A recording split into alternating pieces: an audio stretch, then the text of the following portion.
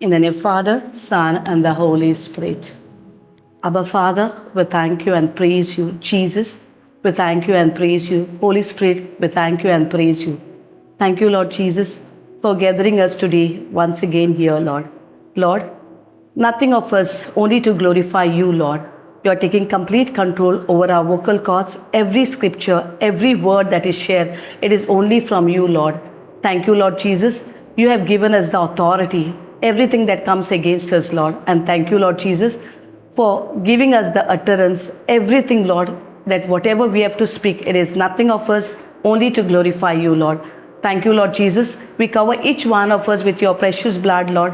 And thank you, Lord Jesus, for your presence here, Lord. And Lord, you said as disciples were sharing the gospel, you were with them, Lord, doing signs and wonders. Same way, Lord, you are doing here signs and wonders, Lord, as we preach the gospel, Lord.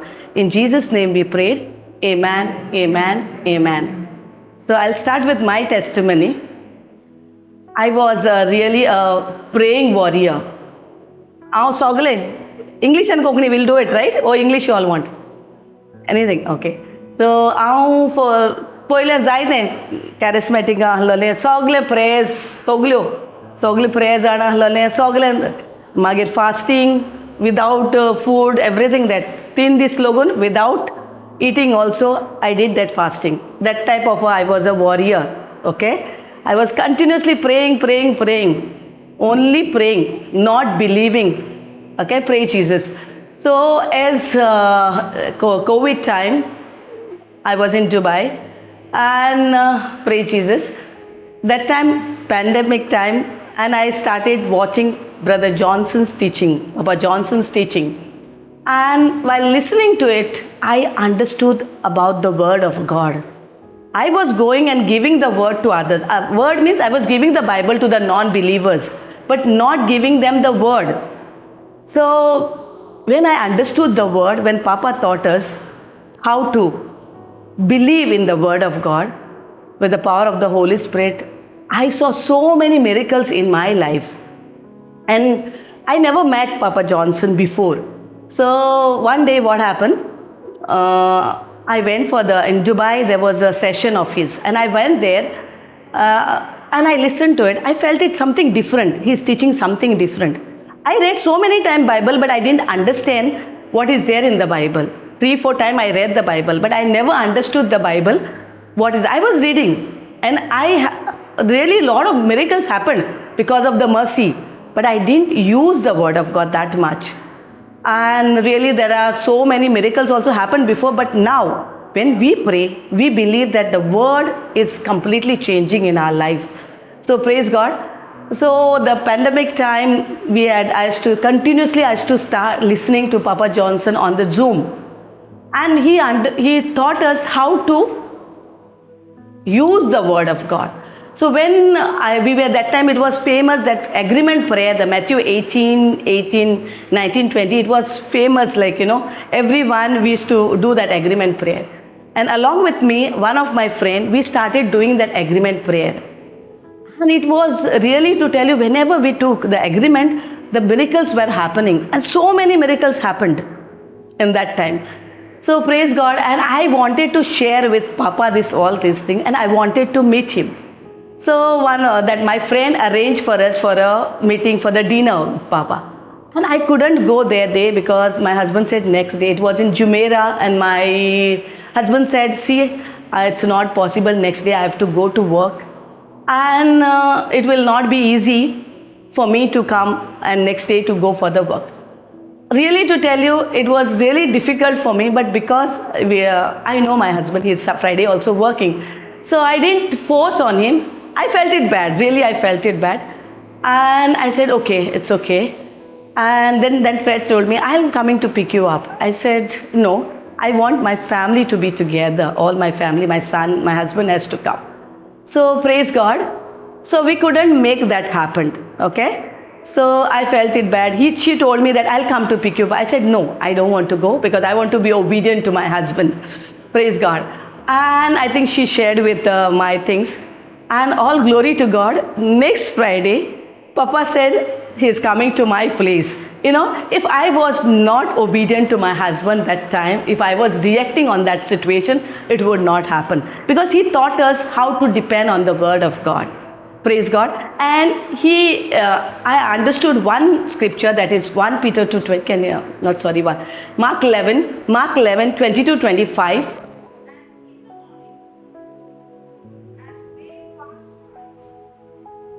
They saw the fig tree dried up from the roots.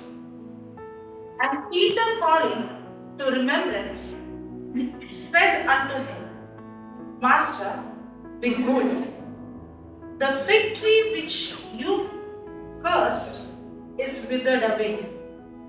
And Jesus, answering, said unto them, Have faith in God. For verily I say unto you, that whosoever shall say unto this mountain, Be thou removed, and be you cast into the sea, and shall not doubt in his heart, but shall believe that those things which he says shall come to pass, he shall have whatsoever he says. Therefore I say unto you, what things soever you desire, when you pray, believe that you receive them, and you shall have them. And when you stand praying, forgive, if you have aught against any, that your Father also, which is in heaven, may forgive you your trespasses. Yes, 25. pray Jesus. 25 is the must, because I said I have to forgive. If I start taking strife about my husband because she didn't take me there, if I took anger and I start reacting, the papa will not come to my house. And it was my desire to have him in my house. And even I don't know him, God made the way for him there. And really, I'll tell you, when I met him, there is one family he's staying, I went there to meet him.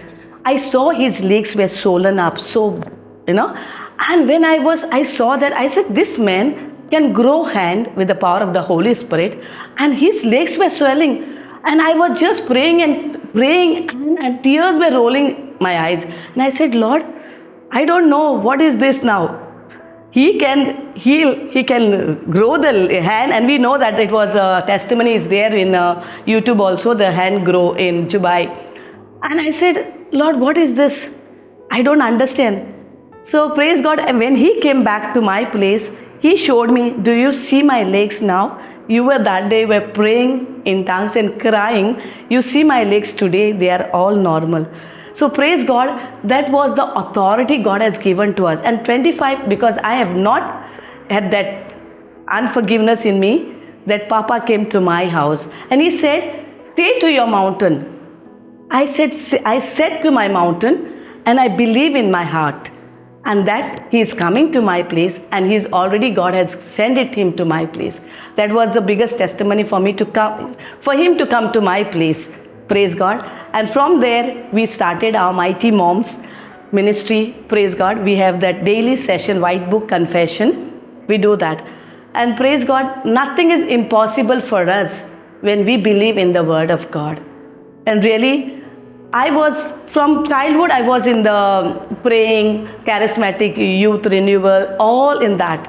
But never got that word which I needed. And as Papa was teaching us, we understood the word. And that agreement prayer, whenever we go, I and that friend is to go and agree with anyone. We saw so many miracles, marriage restoration, there are healing we took, and so many things happened. Praise God. It is only because of that word, understanding of that word. And really, that was the biggest miracle. I got it in my life. And I saw so many changes in my life when I stand on that word. I was praying. I was telling Lord, do this, do that. I was begging prayer I was doing. I know all the prayers. I was doing all that. I used to get up 3 o'clock, Divine Mercy. 9 times I used to say, when I was working in a university in Dubai, 3 o'clock time, I used to go in the washroom, put the tissues down, and I used to do that 3 o'clock prayer. And what I used to do, if that time anyone came to the counter, I used to get upset. I said, oh, this is my prayer time. I wanted to be there on that, to pray. But now, every minute the word is there, because Joshua 1:8 said, meditate on the word day and night and you will be prosperous. And when I came to know about Mark 16, Sister Jocelyn, can you read Mark 16, 17, 18, 19? And these signs shall follow them that believe. In my name shall they cast out devils. They shall speak with new tongues. They shall take up serpents, and if they drink any deadly thing, it shall not hurt them. They shall lay hands on the sick, and they shall recover. So then, after the Lord had spoken unto them, he was received up into heaven and sat at the right hand of God. And they went forth and preached everywhere, the Lord working with them and confirming the word with signs following. Amen. Amen. Praise Jesus. This scripture, I said, when we lay hand, everyone is given that authority, right? Anyone can do it. And I said, this understanding of the scripture when Papa gave to us, and I said, now no need to give the Bible only, I have to give the word to them. And really, and when we lay hands, so many things change, so many miracles happen. Cancer healed, we saw cancer healed. We saw that the children, the person who don't have, the couples don't have a child, was blessed with the child when they understood the scripture. And he said, the signs will follow. Which one? Whoever believes. Right, brother? Whoever believes, right? You saw that day, right? That only whoever believe in him. Not only few people, not only like Papa Johnson, Sister Jocelyn, me, or everyone has that authority. Not only priest, anyone, everyone, whoever believes in him has that authority is given to us to pray in tongues. That is the one. We will do signs and wonders, right? Even we drink poison, it will not harm to us, right? Praise Jesus. And he said, when we lay hands on the sick, what we were taught, if you lay hands on that will come to you back. Everywhere we were taught like that, you should fast and pray and then only you have to lay hands, right? Praise Jesus. So when I understood this scripture, I said, now this is a time. Jesus has already is dwelling inside in us and he is doing the signs and wonders, not we. Praise God. So every time, whenever I used to go, I used to always say that 20 scripture. I said, Lord, when disciple was sharing the gospel, you were doing the signs with them, not we. So I always say that, Lord, even they are non-believers, when I share the word, I said, Lord, I am not doing anything, you are doing it. And praise God, there are so many testimonies we have now. Every day is a testimony for us. Praise God. It is not because of us when we understood this Mark 16, 17 to 20. Because we are not me, not Brother Jude, Jocelyn, no one is doing it. Only Jesus is doing who is in us. And each one has that authority. Praise Jesus. Yes or no? Aikola no वाचलाते? Oy, सगळे हानो आमकां authority? आतां use कोत्तोली?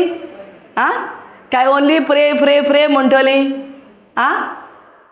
Each one has this authority. Okay? You have to use it. Yes. And one more I'll share you. In 1920, we were going to Abu Dhabi. We need a COVID test. This is my own testimony. Okay? And we went for the PCR test. My report came positive. Okay? And I never used to go out. We are at home only. My son and my husband used to go out. But I got it positive. Okay? And we have to go to passport renewal for Baba. And Everyone was getting panic because it is positive. I said I was just joyful, and that was the best time I had in my life. That was the best time. I was like a princess treated in that time. No cooking, nothing to cook, everything was on the bed for me, really everything. I was like a princess from my son and my husband. Everything they gave it me on, and 24/7. And that was the time I could minister 24/7. I could minister for the people. Whenever Papa or our helpline is there, they send the numbers. This is the best time, and I was joyfully enjoying this time, because I never had this time 24/7, nothing to do, 14 days. That was the best. As a princess, I was there on the bed, and really I enjoyed it. What the devil meant for evil, it turned for my good. And from that day, so many miracles. There was one case came to us, that was doctor gave 24 hours for that person, okay, for some multiple blocks and all that. But with power of the Holy Spirit, we shared 24 hours with that person, wife. We shared the word, and that person was completely healed without any what God's reports were all cancelled. It's only because that wife understood the word of God. She depended on the word of God. Praise Jesus. And this is all glory to God. And I really, really thank God for Papa Johnson in our life, and this all our team, JCILM. Really, it is not possible for us if we were in the same old, because before I was a prayer warrior. Now, with the power of the Holy, we are the believer warrior, and you all can do that. Each one of us can do that. Nothing is impossible for our God, who has already done. He has blessed us. Ephesians 6:3, it says, He has already given us all the spiritual blessing. We don't need to labor like fasting, praying, kneeling down. I was doing both the knees were black. I was doing, not because I have a problem. I don't have but I was searching for the love of God. That was there, because it is not because of I have a problem, but I was from childhood. How many times? 5 times or 6 times I went to Pota. So many. Wherever the retreat I used to go. Praise God. This is all understanding the word of God had changed everything in my life. Praise Jesus. It's all glory to God. We love you, Father. Holy Spirit, we welcome you in our midst. We thank you, Lord, for your love, for your mercy, for your forgiveness. Jesus, we thank you for the blood you shed, the price you paid. And because of the blood you shed and the price you paid, I receive eternal life. I'm washed and I'm made righteous. Holy Spirit, we thank you for teaching us your word, for opening our eyes, our hearts, for anointing our ears to understand your word. Thank you, Holy Spirit, for enlightening the eyes of our understanding, the heart of understanding, to hear, to understand, and to do what your word says through your grace. Thank you, Lord. Just like how we saw in Mark 16:20, Holy Spirit was working with them. Lord, you are working with us. And it is you who's speaking to us. And it is you who's confirming your word with signs accompanying. Take complete control, Holy Spirit. In Jesus' name we pray. Amen. Amen. Okay, I will go back to what she was sharing. So she shared from Mark 11, from verse number 20 to verse number 25. If I have to understand verse number 25, then I have to understand verse number 20, 21, 22, 23, 25. If I don't understand 20, 21, 22, 23, 24, then I will not understand how. So if I don't understand the previous verse, then I will not understand how 25th verse works. Mark 11. Yeah, here Mark 11. 25. And when we stand praying, forgive if you have out against any, that your Father also, which is in heaven, may forgive you your trespasses. Read that again. And when you stand praying, forgive if you have out against any, that your Father also, which is in heaven, may forgive you your trespasses. Thank you, Jesus. Thank you, Lord. Now, does the scripture tells us that we have to forgive? Is Jesus asking us to forgive? Yes. Simple question. Can I really forgive? Honest answer, huh? Can I really forgive? Sometimes, yeah. Will God ask me to do something which I cannot do? Will God ask me to do something which I cannot do? If you say no, then you are contradicting your own answer which you said before. I mean, you can forgive, only He will ask you to. Sister, tell me loudly, sister. What was, even if you don't say loudly, no, the mic has picked up.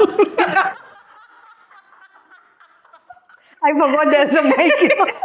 That's why, no, when I give the mic, I have to tell, be careful, huh? You might be thinking you're telling secret, but everything is recorded loudly. Now, anyhow, it's going to come live. You can say, it's going to come Oh my God. international. What is that you said? No, I said like, because He knows that we can forgive. That is why He's asking us to do so. Yeah, okay. Because He knows that. So you can forgive? It's not easy for us, but yes. Not Sometimes- easy? I would say sometimes, yes. Have you heard this dialogue saying, I'm not Jesus? Have you heard that? Yes. Have you said that? Yes. Am I Jesus? How can I forgive? Have you heard dialogues like this? You don't know what he did to me. You don't know how she treated me. You don't know what I went through. I cannot. Once okay, 2 times okay, 3 times okay. How many times? I'm only a human.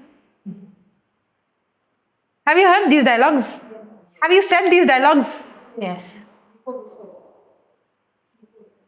You already heard, no? So I'm not asking you. Maybe you said before, but we are still saying. Yes or no? Yes. Yes. If you don't understand verse number 21, 22, 23, 24, then the 25th verse is not possible. You have a cup of coffee and the coffee is bitter and you want that coffee to be sweet. So you begin to pray, Jesus, please make this coffee sweet. Will you pray? Did you tell them when they came, nobody should speak? Everybody should be, this is a holy place, so nobody should talk. Okay, maybe they were dreaming. Let me repeat again. You have a cup of coffee and the coffee was bitter. The coffee is bitter. And you want the coffee to be sweet. So you begin to pray, Lord Jesus, please make this coffee sweet. Will you pray like that? So that's how we pray, no? Lord, make this coffee sweet. Lord, make this coffee sweet. Lord, make. And when we drink, we say, Lord, why you did not make the coffee sweet? That's how our prayers are. I'm not talking about coffee, but other areas. Yes or no?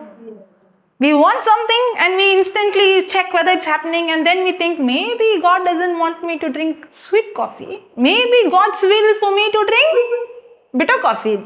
Correct? When we have a problem, we pray for a solution, and when the answer doesn't come, maybe God gave me this problem.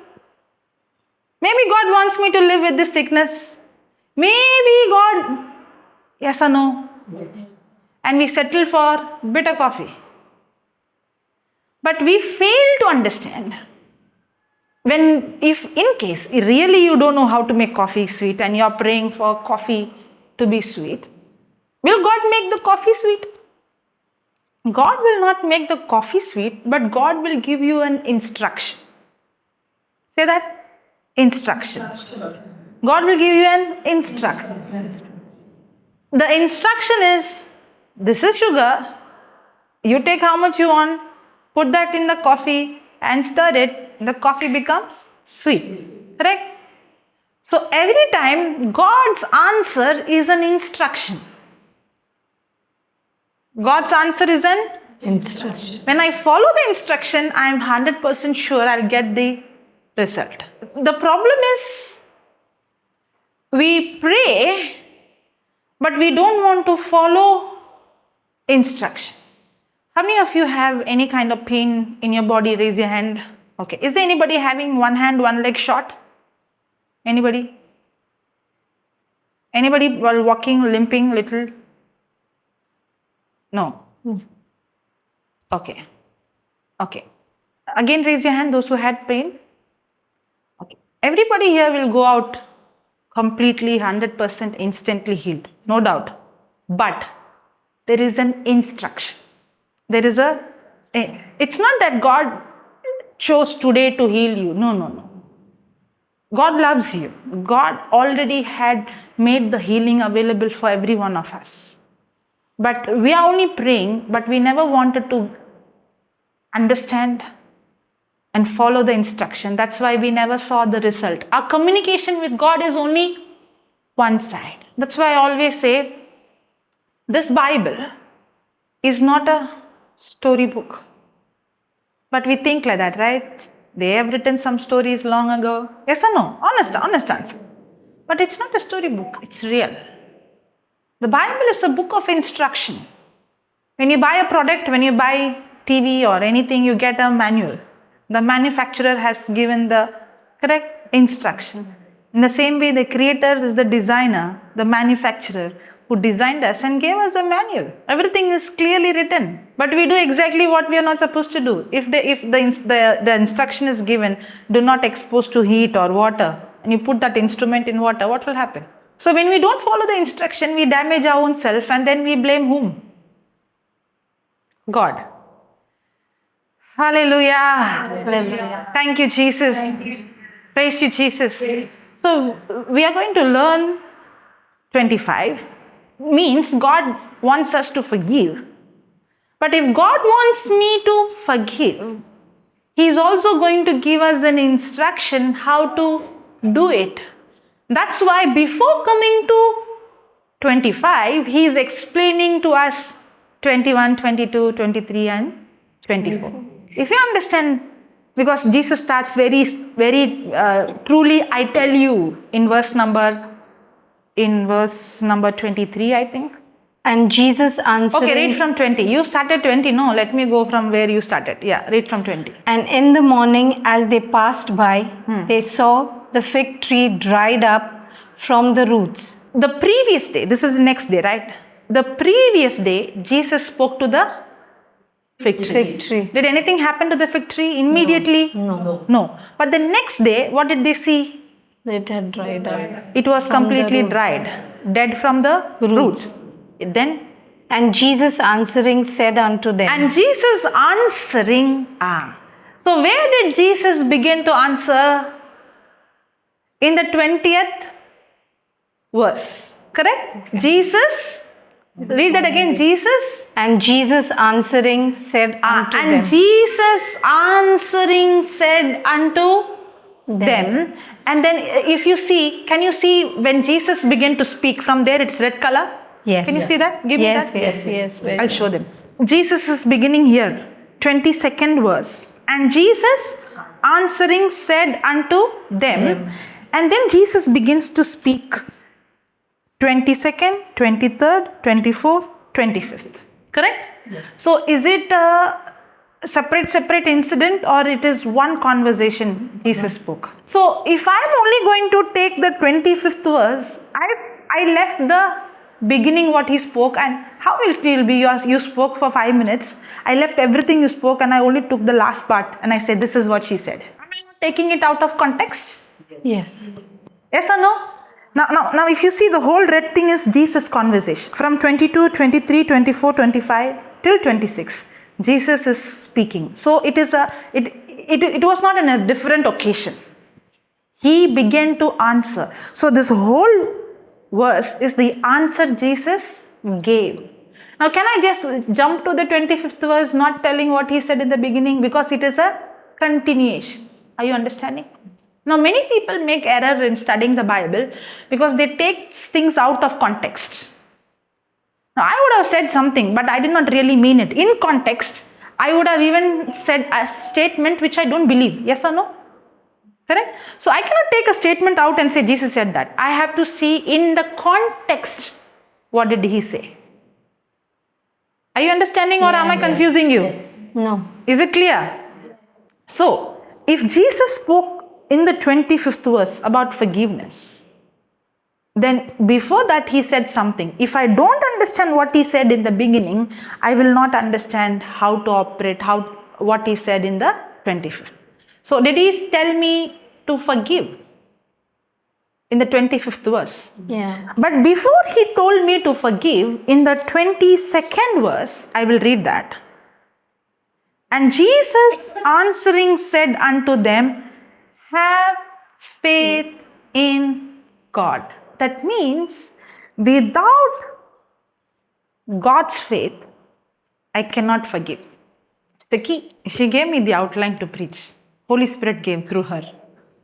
Now many times we try to forgive, but we don't use faith to forgive. We try to forgive with our own ability, but we cannot forgive with our own ability. Now what is Jesus saying? Have faith in God. In other way, have God kind of faith. Have God kind of faith. God is a faith God. God is a faith God. How did he create the universe? By faith. Correct? Yes, he spoke the unseen. He said, let there be light, and there was light. And the Bible says it is impossible to please God without faith. So can I please him without faith? No. Jesus ever said, I have healed you, or did he say, your faith has healed you? Your faith has healed. Jesus always said, your faith has healed you. Correct? Yes. Did Jesus say, continuous, okay, have faith in God, and then did he speak to the mountain? 23. Okay, read 22 and 23. 23. And Jesus answering said unto them. And Jesus answering. Now, was Jesus answering? Was Jesus answering? They don't want to speak, Lord. Yeah, Jesus answered. Did he answer? Yes. Did Jesus answer? Yes. Why are you not saying yes? You understand English? Yes. I'm not speaking Chinese. No. Okay. Jesus answered. When will you answer? When somebody Ask him. speaks, not necessary. When I'm speaking, you don't need to answer. Now, am I asking you? Are you supposed to answer? When will you answer? And when you ask. Lord Jesus, please help me. Holy Spirit, have mercy on me. Am I asking you a question now? Yes. What are you supposed to do? Answer. But why you're not answering? So when will you answer? When on questions. Not when somebody speaks, when somebody questions. Not necessarily when somebody is speaking you have to answer. When will you answer? Questions. Hello? When will you answer? When someone questions you. Question. Any teachers here? That's why you're answering? I love teachers. That's why I ask wherever I go. Any teachers here? Okay. That means the disciples asked a question. Jesus was not saying, Jesus was answering. That means there was a question. What was the question?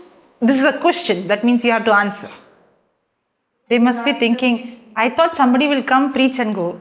I did not know they will be asking so many questions. You ask questions in your class, no? So a teacher has to ask, no? Otherwise, how the students will study? Correct? Yeah. That means in the previous chapter, it was not a statement. Can you read the previous verse again? And Peter, calling to remembrance, And said Peter, unto him, calling to remembrance, said unto him, unto him, yeah. Master, Master, behold the fig tree behold the fig tree which thou cursed is withered away. is withered away. That is not a statement, that is a question with surprise. How do I know? Because Jesus did not say or tell, but Jesus answered. Peter and the disciples were astonished. You just spoke some words and the fig tree died. And the fig tree died. How is that possible? See, when you read something, it's different. But when you hear with expression, the meaning is different. Yes or no? So it was not a statement that Peter made, but Peter had an expression. He was shocked. He was amazed. How is it possible? And that's why Jesus answered. Did Jesus speak to the fig tree? He spoke to the fig tree, correct? Yes. The previous day. Yeah. So did the disciples see Jesus speaking to the fig tree? Yes. Yes. Doesn't it look funny when somebody speaks to a fig tree? What if I would stand out and speak to the tree and you see me speaking? Does it look funny? It does. Yeah. At least nowadays we have earphones and Bluetooth and so, okay, understandable. Somebody is talking on the phone. On those days, how it would look for the disciples? Jesus is talking to the... Now you know why Peter is amazed. I thought like sometimes he acts like that. What to do? Yes, Jesus acts like that, no? He'll say, give food in the desert. Correct? Suddenly he spits on the mud and then he applies on the eyes. Does it make sense? No. For a natural man? Now he is speaking to the fig tree. Peter must be thinking, okay, he's doing something. But next day when he saw the tree, because no tree that is so healthy, fully green, would die from the root in one day. Now, Peter is asking, how is it possible? You were only speaking to the tree, and your words just killed the tree from the root and it died. That was a question. And the whole 21, 22, 23, 24, 25 is the answer Jesus giving to Peter and his disciples. Did you understand the scenario now? Yeah. Really? Yes. That yes also is not coming. Really? Yes. You are all in the classroom now. If you don't answer, what do you do if your students don't answer, sister? Change the question. Oh my God. Then you keep changing, then I have to keep changing. My answer. Till you, okay, the same question you keep asking in a different style. So I have to invent new style of asking question. Again? How many times to repeat? Next time, no, if you don't answer, I will ask you how many times to repeat now. Praise God. Praise. Hallelujah. Thank you, Jesus. Thank you, Jesus. Now, that was a question from Peter, and Jesus answered. Now, when Jesus began to answer, the first statement he made is, have faith in God. For verily I say unto you, For verily I say unto you, that whosoever shall say unto this mountain, so when the preacher says unto this mountain, be thou removed, and be thou cast into the sea. did I read correctly? Can you Whoso- repeat? yeah. For For verily I say, very attentive. Let me see how attentive they are. for Do verily, you make purposefully mistakes when you teach? You are like me, and then you come to know whether they're really paying attention. Now I made a big mistake, and none of them said you're wrong. whosoever. Can you read that again? For verily I say unto you, For verily I say unto you, that whosoever shall that say, when the preacher say, whosoever, when the priest says, When the nun says, when the pastor says, what did Jesus say? When I say, No. did Jesus say that? Never. Peter, when I speak to the mountain because I spoke, did Jesus say that? I spoke to the fig tree because I have the power. That's what we think, right? Jesus is the Son of God. He has the power. But what is Jesus saying? Whosoever. I love that. You know why I love that? Because I get qualified, no? Because Jesus did not say only some of them, but he said Whosoever. whosoever. That means, see, this is instruction. Did I speak about the coffee becoming sweet? This is the instruction. What is the instruction? That Peter, it's not because I spoke, it happens to anyone who follows this instruction which I'm going to give. Yeah. Why? Because God is not partial. Why? Because God always gives instruction. If we follow it, we will see the result. But how is our prayers? Lord, make this coffee sweet, Lord. And then we taste. Lord, coffee sweet, Lord. And we taste. Then we say, Lord, it's your will for me to drink bitter coffee. And then we drink. Yes or no? Yes. But we never follow instruction. But what is Jesus saying? It's not because I spoke to the fig tree, whosoever.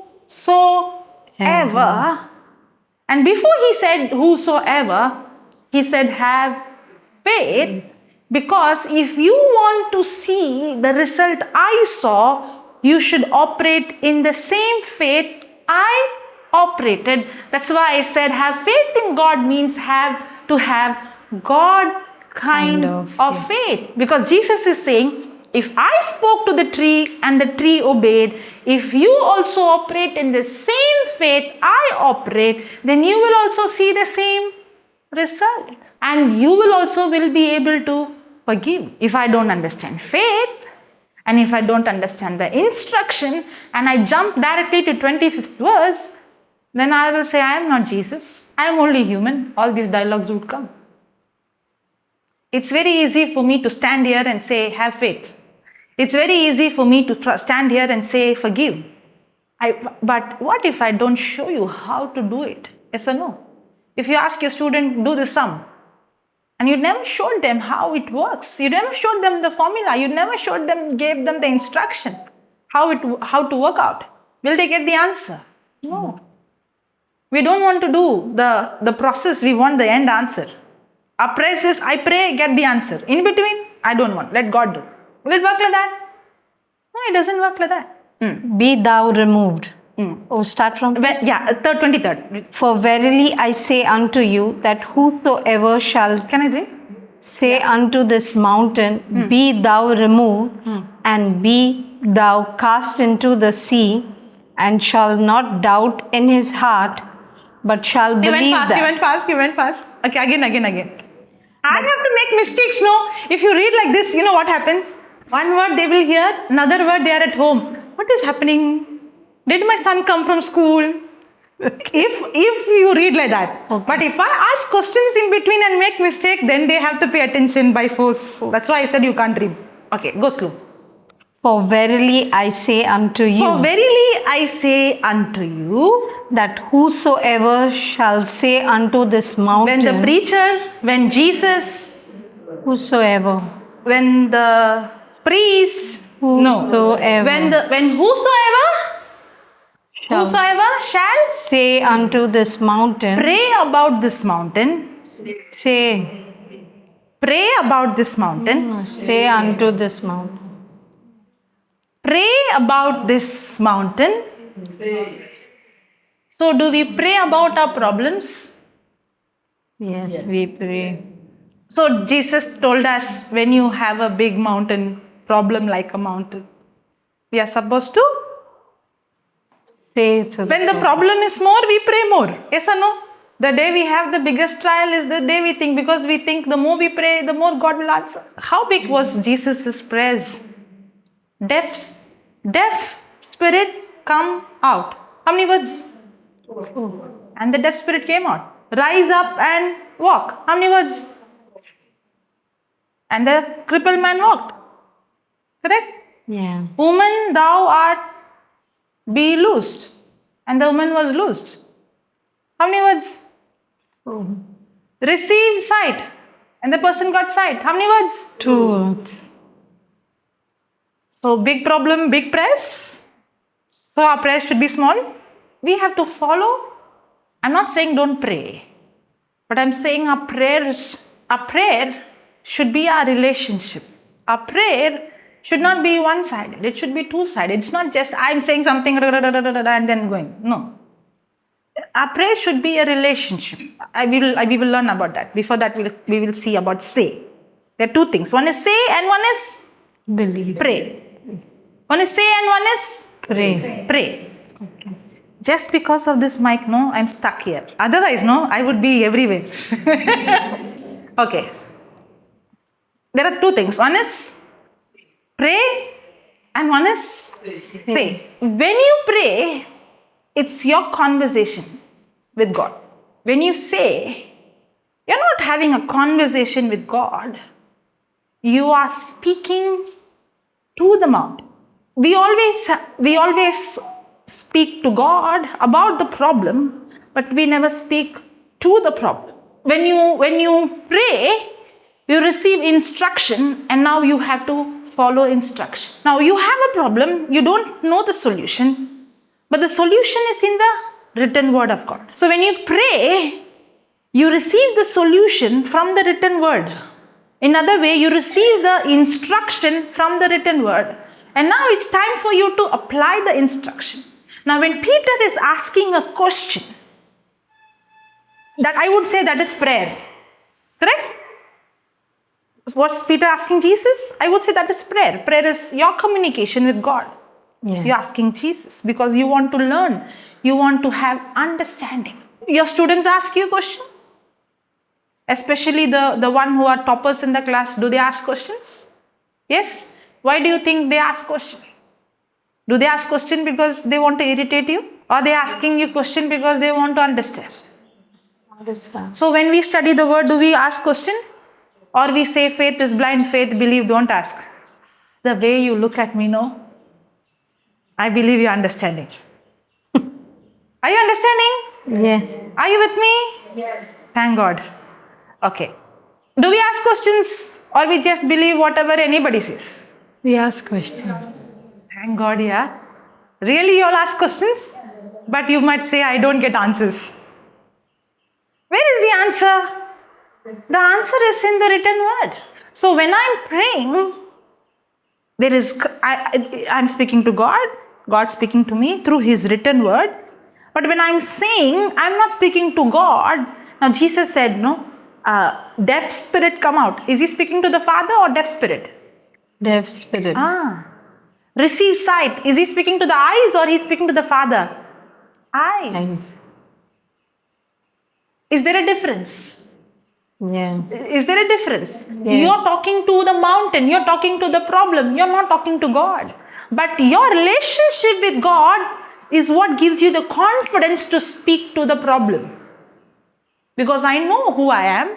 And I now understand how faith works. And now I understand God has given me the authority to speak to the mountain. Because He said, whosoever. So am I supposed to speak to the mountain? Now speaking to the mountain is different than speaking to God. Now Jesus was spending his whole night. He spent his whole night with the Father, having communication, having relationship. Correct? And Jesus spent time in studying the word. He knew what was written in the written word. Yes? Yes. That's why when the devil came to tempt, he said, it is written. So did Jesus had his time of prayer? Yes. Did he study the word? Yes. Yes. Did he understand the scriptures? Yes. Yes. Now because he studied the word, he understood the scripture. When the problem came, he knew how to speak to the problem. When the problem comes, he's not speaking to the Father anymore. Means he is connected to the Father, but he's not speaking to the Father about the problem, but he is speaking to the problem. That's why the scripture doesn't say whosoever shall pray, but the scripture says whosoever shall Say. say. I like that word I said, right? Whosoever. This is not only for Jesus or only for the disciples. Thank God Jesus mentioned that whosoever. Otherwise I would have said he's talking to the disciples, to Peter. But Jesus did not say, Peter, it's for you. He did not say that. But what did he say? Whosoever. Anyone. Yeah, read that. Whosoever Whosoever shall say unto this mountain. shall pray about this mountain. Say about. Now you all are there. Say unto this Mountain. then Be thou removed, be thou removed, and be thou cast into the and sea. be thou cast into the sea, And shall not doubt in his heart. and shall not doubt in his heart, But shall believe that. but shall Believe that. believe that Those things those things which he said. which he Said. says Shall come to pass. in that Bible it says Says. Okay. okay Said.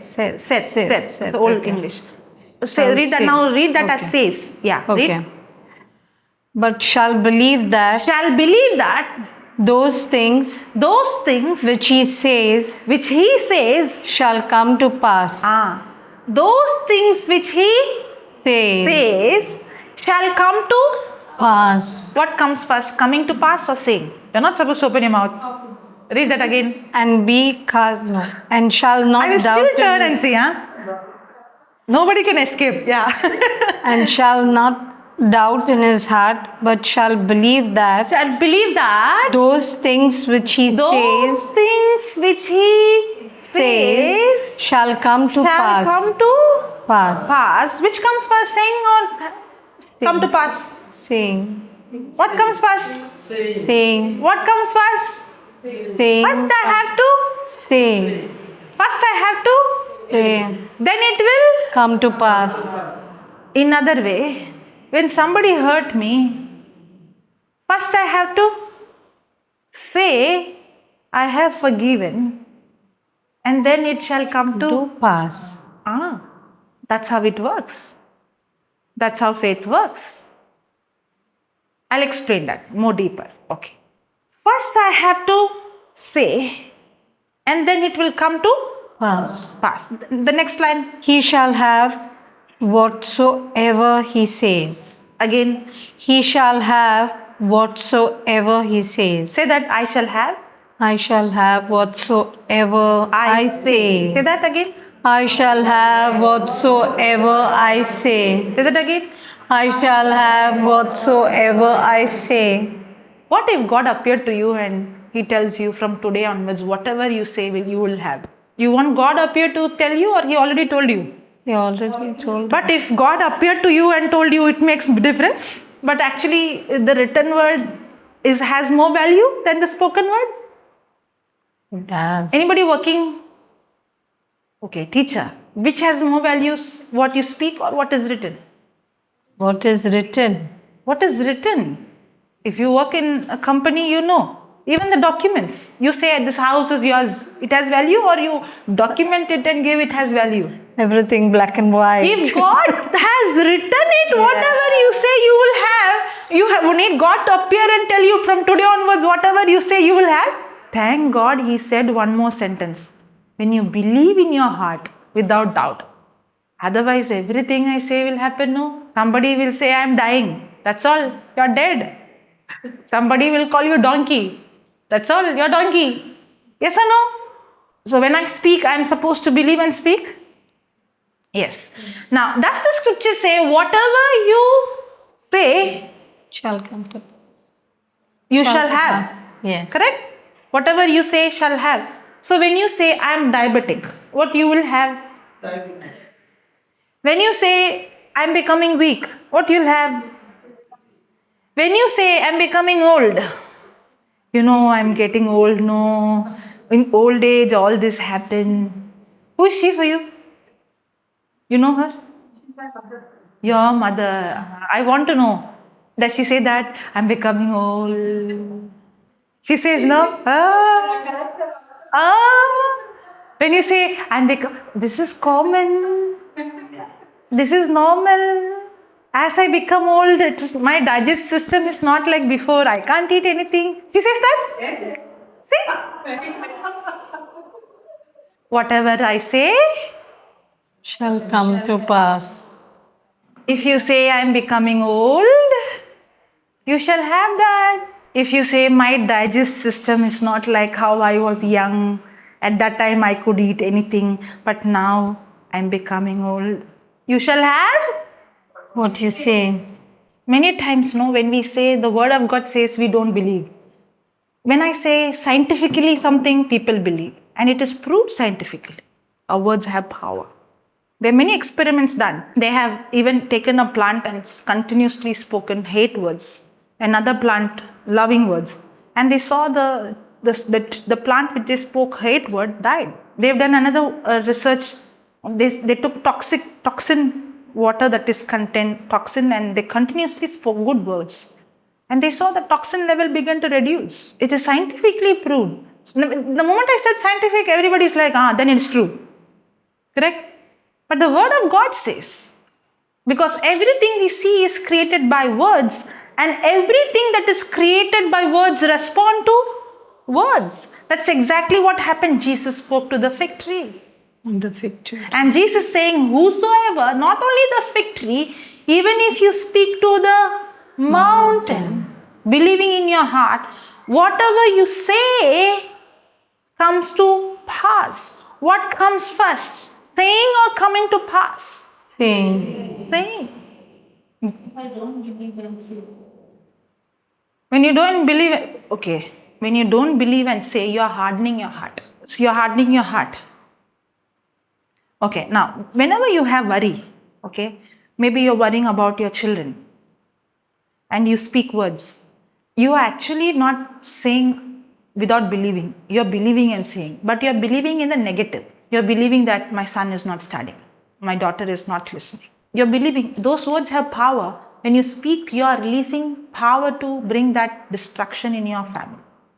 But there are sometimes you say for joke, you did not really mean it. Now, Jesus said, you have to give account for every idle word. Idle words are words which you did not mean. Can you see this container? Does it contain a substance called water? Correct? Now, this substance is water, right? In the same way, words are containers that contains substance. Now, Jesus did not just speak empty words. He spoke words which contained substance. That's why Jesus spoke faith-filled words. That's why the Bible says unproductive word means empty words. Empty words are words which has no substance. They won't produce any result.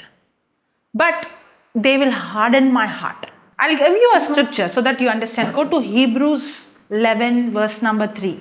Through faith we understand. Before you finish the class, you will read without any difficulty.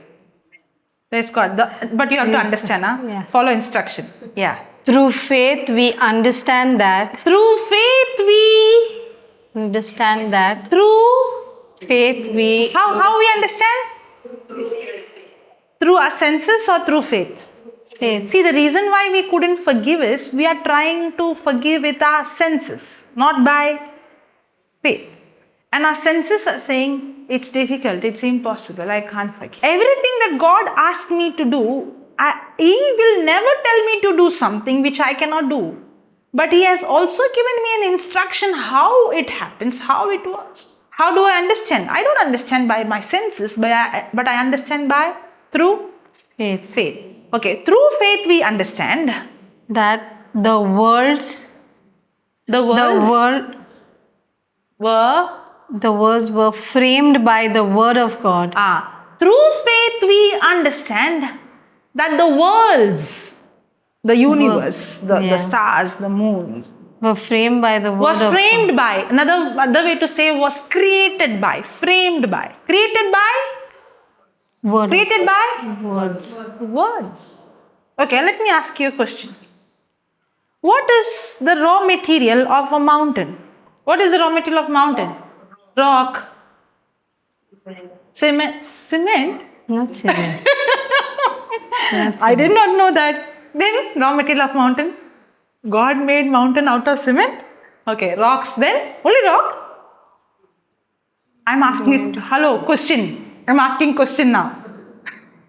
You are the one who said rocks. You said no, if I don't answer once, you have to repeat the question. I'm repeating the question. Second time I repeated. Don't know. I think you have to ask in Konkani. What? Ask in Konkani. What is the what is the mountain made of?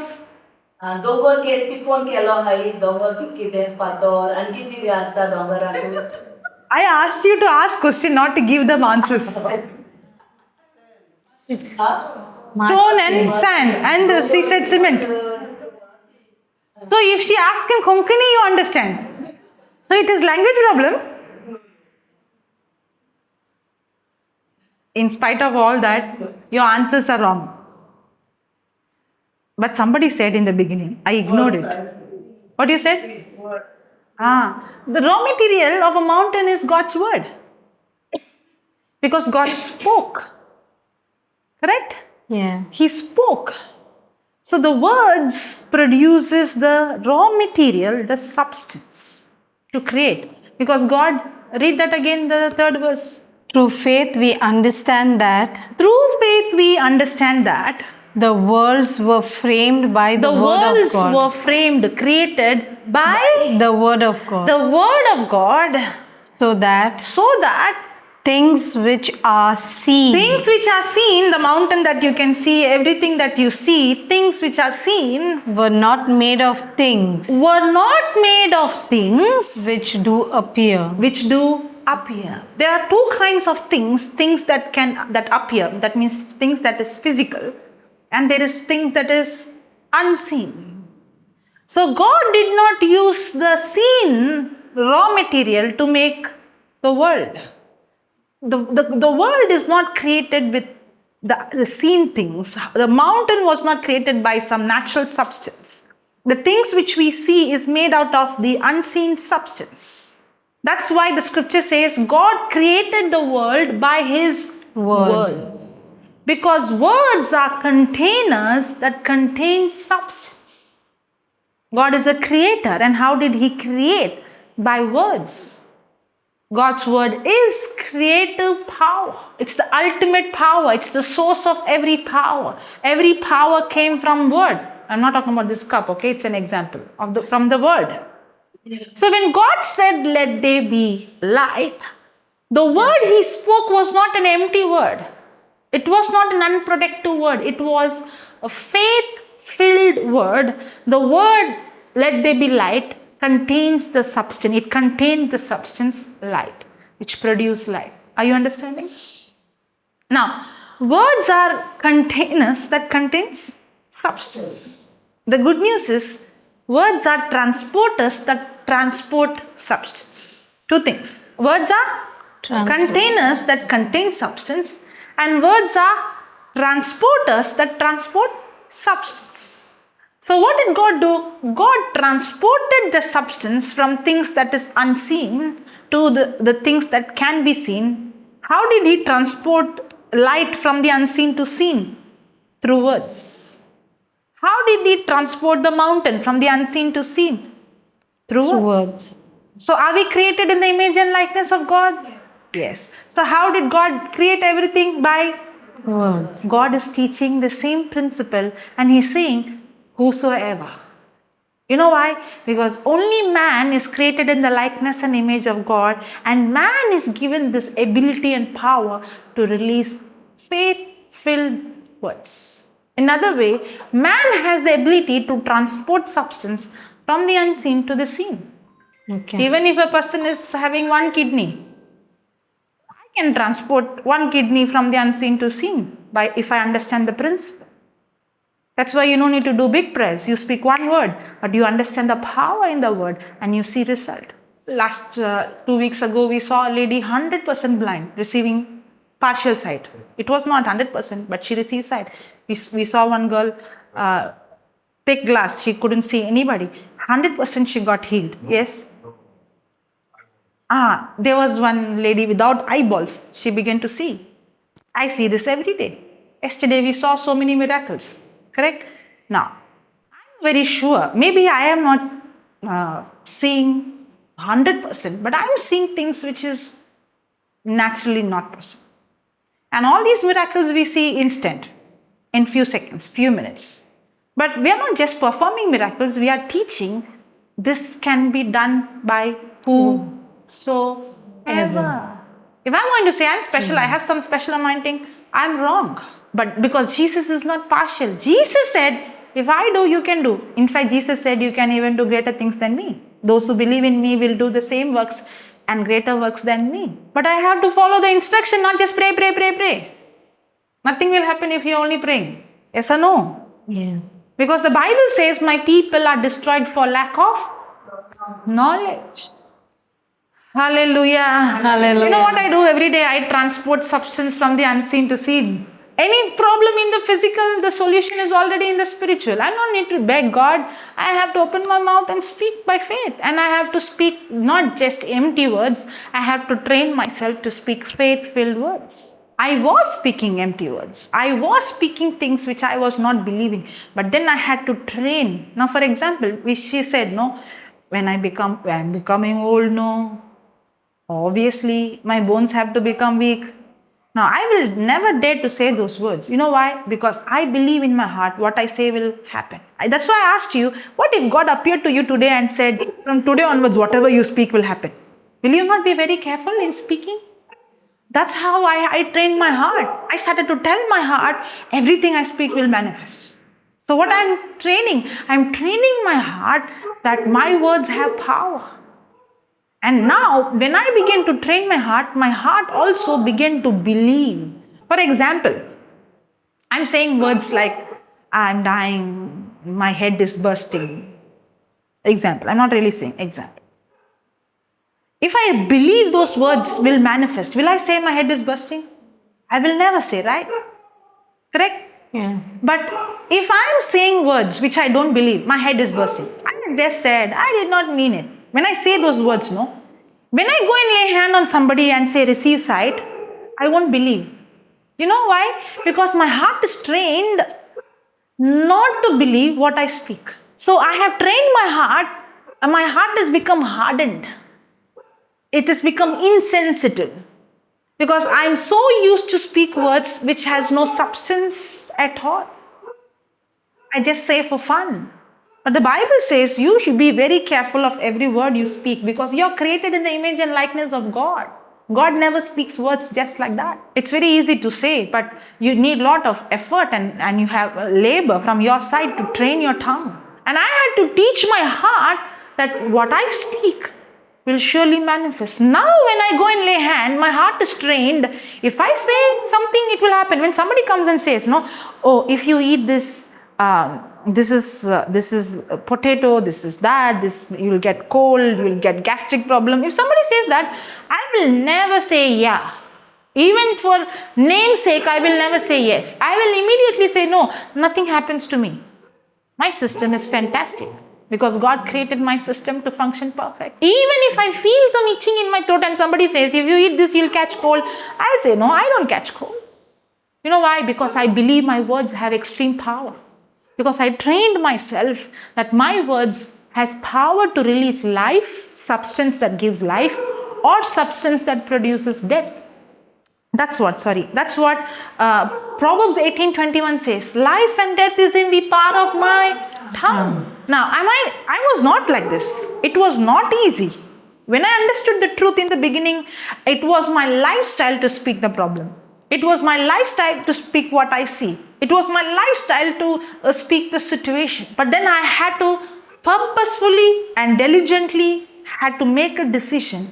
I am not going to speak what I see because the scripture says whatever I say is what I will have. Did we see that? What you say is what will happen. Correct? So if I have to change what is happening, I have to change what I am saying. And I began to speak words, and I would correct myself. Every time I would speak the problem, I would correct again and again and again. And I saw one fine day, I'm not struggling to speak the unseen. It has become my habit and it has become my lifestyle. Now, when somebody tells me negative, my antennas instantly, no, that's not the word says. But I was not so in the beginning. Are you getting it? I did not instantly start speaking life. I did not instantly start speaking faith. I did not instantly start speaking the unseen. But I put a lot of effort. And every time the word would come out, I would tell my mind, no, my words have power. I'm not supposed to speak this. Sorry, Jesus. Forgive me. I would say, I'm just telling how I used to say, sorry, Jesus, forgive me. I'm not supposed to speak it. Even now, sometimes, maybe 90% I don't speak. Sometimes I would speak something and somebody with me, the team or somebody would say, hey, what did you say? And I said, no, I'm not supposed to say that. And I would repent. Repent means not just repent and say that again and again. I seriously make a decision that I don't say that again. And I really repent and I believe Jesus has forgiven and cancelled my word. But I don't take it for granted and repeat it again and again. Are you understanding? Yeah. Now when I go lay hand and say receive sight, my heart is trained to believe what I speak manifest. Why? Because Jesus already had whatever is defect, he already taken it on the cross. By his wounds I was already healed. Hallelujah. Hallelujah. Thank you, Jesus. So when we speak words, that words can come empty, which produces no result. But I can speak words filled with substance, which brings result. To speak faith-filled words, Jesus taught me this. Out of the abundance of your heart, your mouth speaks. Out of the abundance of my heart, my mouth speaks. Out of the abundance of my heart, my mouth speaks. Now, in the beginning, when I wanted to speak, because words are containers that contain substance, and I did not know how to release substance which contains containers or words that contains substance. I did not know. I was speaking, but I was not sure whether my words containing substance, because if there is no substance, then there is no result. And I was more focusing on, am I saying the right word? Am I speaking the right statement? I was more focused, and that disturbed me. I was worried and I became very conscious of what if I said something wrong. And the Holy Spirit spoke to me and he said, that's not how it works. He told me, he spoke to me through this scripture. Out of the abundance of your heart, your mouth speaks. You don't focus on what you're speaking more, but you begin to focus on what you're filling your heart with. If I have only this much water, correct? If I have only this much in this container, I can still drink it, correct? But can there be an increase of the substance? Yes. And can it increase and increase and increase and increase and increase, where it reaches a level where there is an overflow? You know what God told me? He said, you begin to focus on what you are filling your heart every day. And he said, if you focus on filling your heart with my word, a day will come. Out of your mouth will be an overflow of your heart. And you know what he told me? You won't struggle to speak life, but life begins to overflow. You won't think, if I don't do this, if I don't fill my heart with the word of God, then I have to come and stand here and try to pull something which is not there. It becomes artificial. If I have not filled my heart with this word, that's why believe in the heart and confess with your mouth. Correct? If I have not filled my heart, now this is a heart, okay? If I have not filled my heart with the word, and if I'm trying to speak something which is not in my heart. I'm trying to be someone out when I'm not someone in my heart. So I was trying to change here when I have not changed here.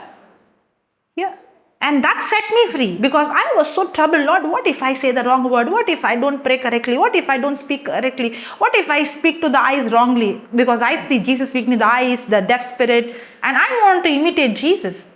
And now I'm trying to do what he's doing, but I have extreme fear of what if I say wrong. And the Holy Spirit said, you don't worry about that.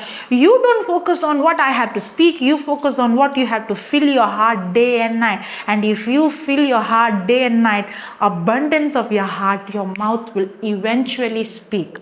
When you go and stand there, you begin to speak. It comes out naturally. You're not doing with self-ability, self-effort. It comes out. Hallelujah. Hallelujah. That's how you release faith-filled words. So from today onwards, what is the gateway to my heart? How? I told you I have to, Jesus told me I have to focus on filling my heart. How do I fill my heart? With what? There are 3 gates to heart. One is eyes, ears and mouth. What I constantly see, what I constantly hear, and what I constantly speak is what enters my heart. I don't want to do all those things. I will see everything, hear everything, speak everything, and then say, lay hand, my coffee should become sweet. Will it work? No. It won't work. You say, pray over me, I get healed. Pray over me, one magic will happen. That preacher, no, very powerful. That priest, no, very anointed. Thank God Jesus did not say anointed preachers, anointed pastors, anointed priests. He said whosoever. Praise God for that. Mark 11:20. For verily I say unto you, For verily I say unto you, that I really spilled water and that whosoever shall say unto this mountain, be thou removed, and be thou cast into the sea, and shall not doubt in his heart, but shall believe that. But shall Believe that. see in one scripture so much truths are hidden, and we read like express trade. Correct? Yes. Then Those things which those he things says, which he says shall come to pass. come to pass. He shall have He shall have. whatsoever he He says. shall have. Whatsoever he He says. shall have. Whatsoever he So says. if you say I am old, if you say, you know what, I have memory problem. I can't remember. Nobody likes me. I am diabetic. Do we say that? You say I am diabetic? So whatever you say, you shall have. So what do you say from today onwards? I am healed. I have new pancreas. Now when you say I have new pancreas, Jesus already took your damaged pancreas on the cross. And he already gave you new pancreas, correct? Yes. Now the substance is already there. But the substance will not manifest until you open your mouth and release faith-filled words. That's why Jesus said your faith has healed you. Hallelujah. Hallelujah. Yeah, read. Therefore I say unto you, Therefore I say unto you, what things soever you desire. Therefore I say to you, whatsoever is the problem, What things soever is you desire. your problem, You desire. your situation. You desire. Jesus said very clearly, how did we miss it? What is your desire? Healing or diabetes. Heal. So what am I supposed to speak? The desire or the problem? Desire. Now the 23rd verse speaks about saying, correct? Yes. Say unto this, And it will come to say pass. unto this mountain, correct? Yeah. The 23rd verse, I have to speak to the problem. I have to open my mouth and speak to the problem. The 24th verse speaks about praying. Interesting. Read the 24th verse again. Therefore I say unto you, Therefore I say unto you, what things soever you desire, when you pray, when you pray. Pray. When you Pray. what do we pray? Desire or problems? What did Jesus say? So when you pray to Jesus, are you supposed to say, Jesus, I have diabetes, heal me? Or you have to speak to the diabetes and say, you have no power over me.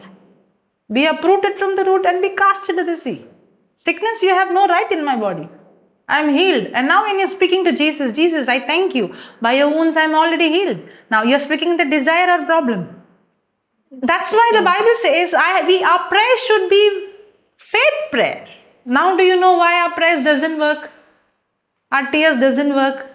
Because we don't follow the instruction. How it will look when you went into the washroom and you want to fill the bucket and you prayed, Lord, please fill this bucket, Lord, please fill this bucket, Lord, please fill this bucket. Will the bucket be filled with water? You have to turn the tap, right? In the right way. The same. Jesus heal me, Lord, Jesus heal me, Lord, Jesus heal me, Lord. Nothing will happen. You have to follow the instruction. When you follow the instruction, that's why I see miracles every day. Because I don't keep praying, I follow the instruction and I see instant result. Then that also is a problem. People say, that Sister Jocelyn is very anointed. She is very powerful. I'm teaching you all know the instruction. If you follow, then you also will get the result. Why are you looking at me? Why don't you look at Jesus who gave me and you the same power?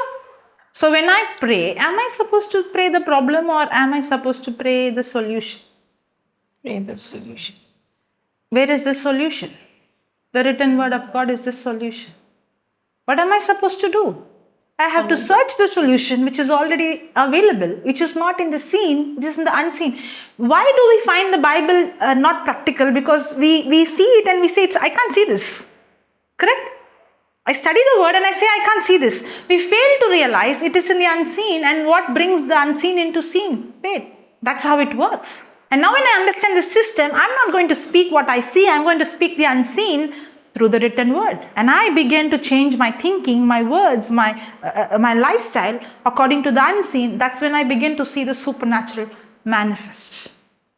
That's how a Christian has to live. Christian has to live every day in the supernatural. I live my life every day in the supernatural.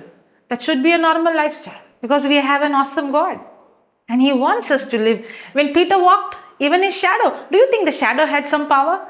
No, it was the presence of God he carried.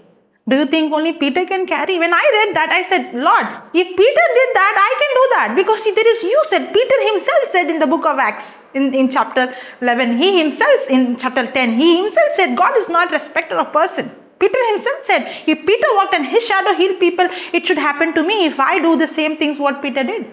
There's no partiality. I don't read the Bible as a storybook. For me, it's real. If it happened for Abraham, if it happened for Jesus, if it happened for Peter, it should happen in my life. And I'm not going to leave until I see it manifest. I'm going to go and dig deep and study it and practice it until I see the result. You know what is the difference between an ordinary person and a champion? What an ordinary person does occasionally, a champion would do every day. That's the difference. If I'm going to speak the word once in a while, Sunday, one repeat in a year, and if I'm going to speak the word every day, that's when I'm a champion. That's when I'm planting an uncommon seed, and uncommon seed will always produce an uncommon harvest. If I'm going to do what everybody is going to do, I'm going to get the result what everybody is going to get. I'm not going to do what everybody is doing. Even the whole world is against me, I don't care. If the written word of God says, it is foolishness in this world, I'm going to still do what the written word of God says, which is foolishness. But I'm not getting foolish result, I'm getting supernatural result. Do you have the guts to say, even if I'm called fool? When Jesus spoke to the tree, he looked like the fool. But he is not fool. He is the creator. That's how he created. And that's how the system works. The world will call the system in the Bible foolishness. But if you have the guts to believe, you will see the glory of God.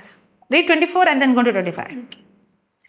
Therefore I say unto you, what things soever you desire, when you pray, pray, believe that you receive them. Believe that you Receive receive them. Believe that you Receive them. First you have to receive, then you have to believe. No, believe that you receive them. I like that. All these days you are waiting to receive, no? Lord, first let it happen. Let me see. Let me experience. Let me touch. then I will. Believe. But the system doesn't work like that. God's kingdom works on a system. You cannot change the system. You cannot violate the system. You have to understand the system and you have to follow the instruction. The result is 100% guarantee. The word of God will never fail. First you have to believe. The NRSV is more nice. Can you read that from that Bible, NRSV? Mark. Mark 11, 24. Mark 11.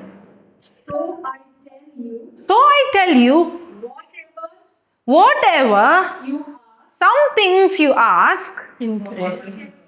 some things you ask, Whatever you ask. some in things prayer. you ask, many people will only catch hold of that ask and they keep on asking. They don't go to the next statement. Whatever you ask 20. for Prayer. in prayer, believe that you will receive, That you have received. that you will receive, That you have received. that you will receive. You have received.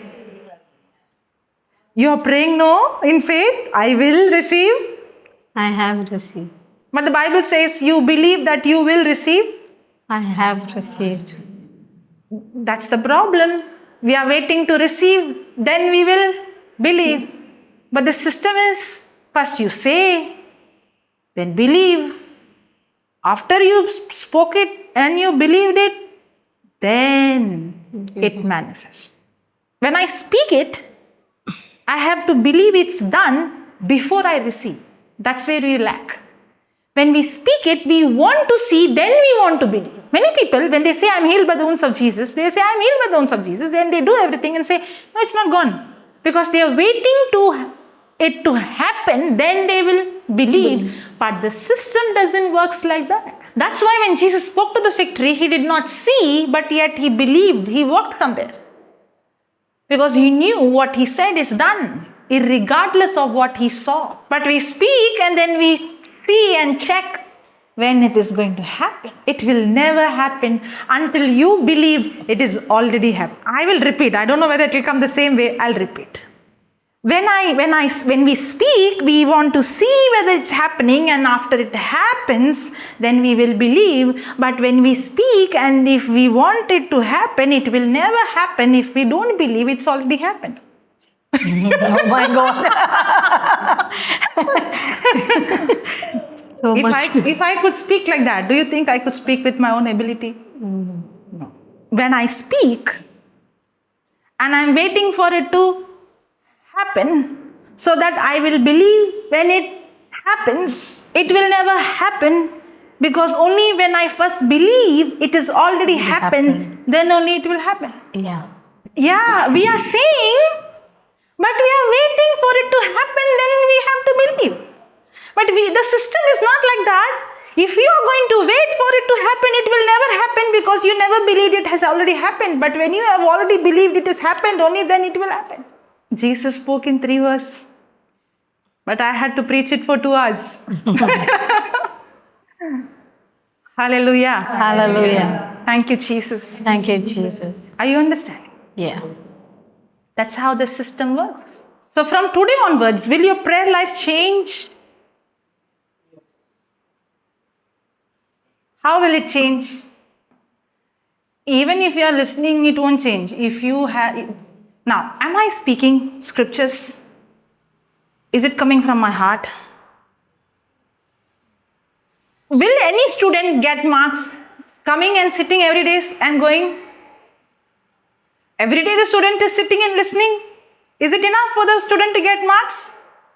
That I don't know, but I want to sit, listen and get results in Christian life. How will it happen? You go and ask the topper. The topper will study before the teacher starts. Yes or no? Yeah. Before day 1, the student has already studied the first chapter. Before the student is sitting there, the person has already an idea. Correct? Yes. And the topper is spending more time asking questions every day studying. Correct? How do you expect to get results in the word when I don't study the word? There is a big difference between sitting in the class and hearing and going every day and a student going and studying the word. Jesus was not just hearing the word, Jesus was studying the word. If today I'm preaching, I'm not just hearing or I heard it in so many years ago. No, I'm studying every day. Now, am I studying it? Yes. Am I studying it as a ritual or I am studying it out of a relationship? I'm not studying it because somebody forced me to study. I'm studying it because I love Jesus. I want to know him. And it's a relationship. He's a person. He's a person who speaks to me every day. He is more real for me. And I talk to him and he talks to me and he shows me things which I can't understand with my human ability. It's a relationship where you walk in intimacy with the Creator.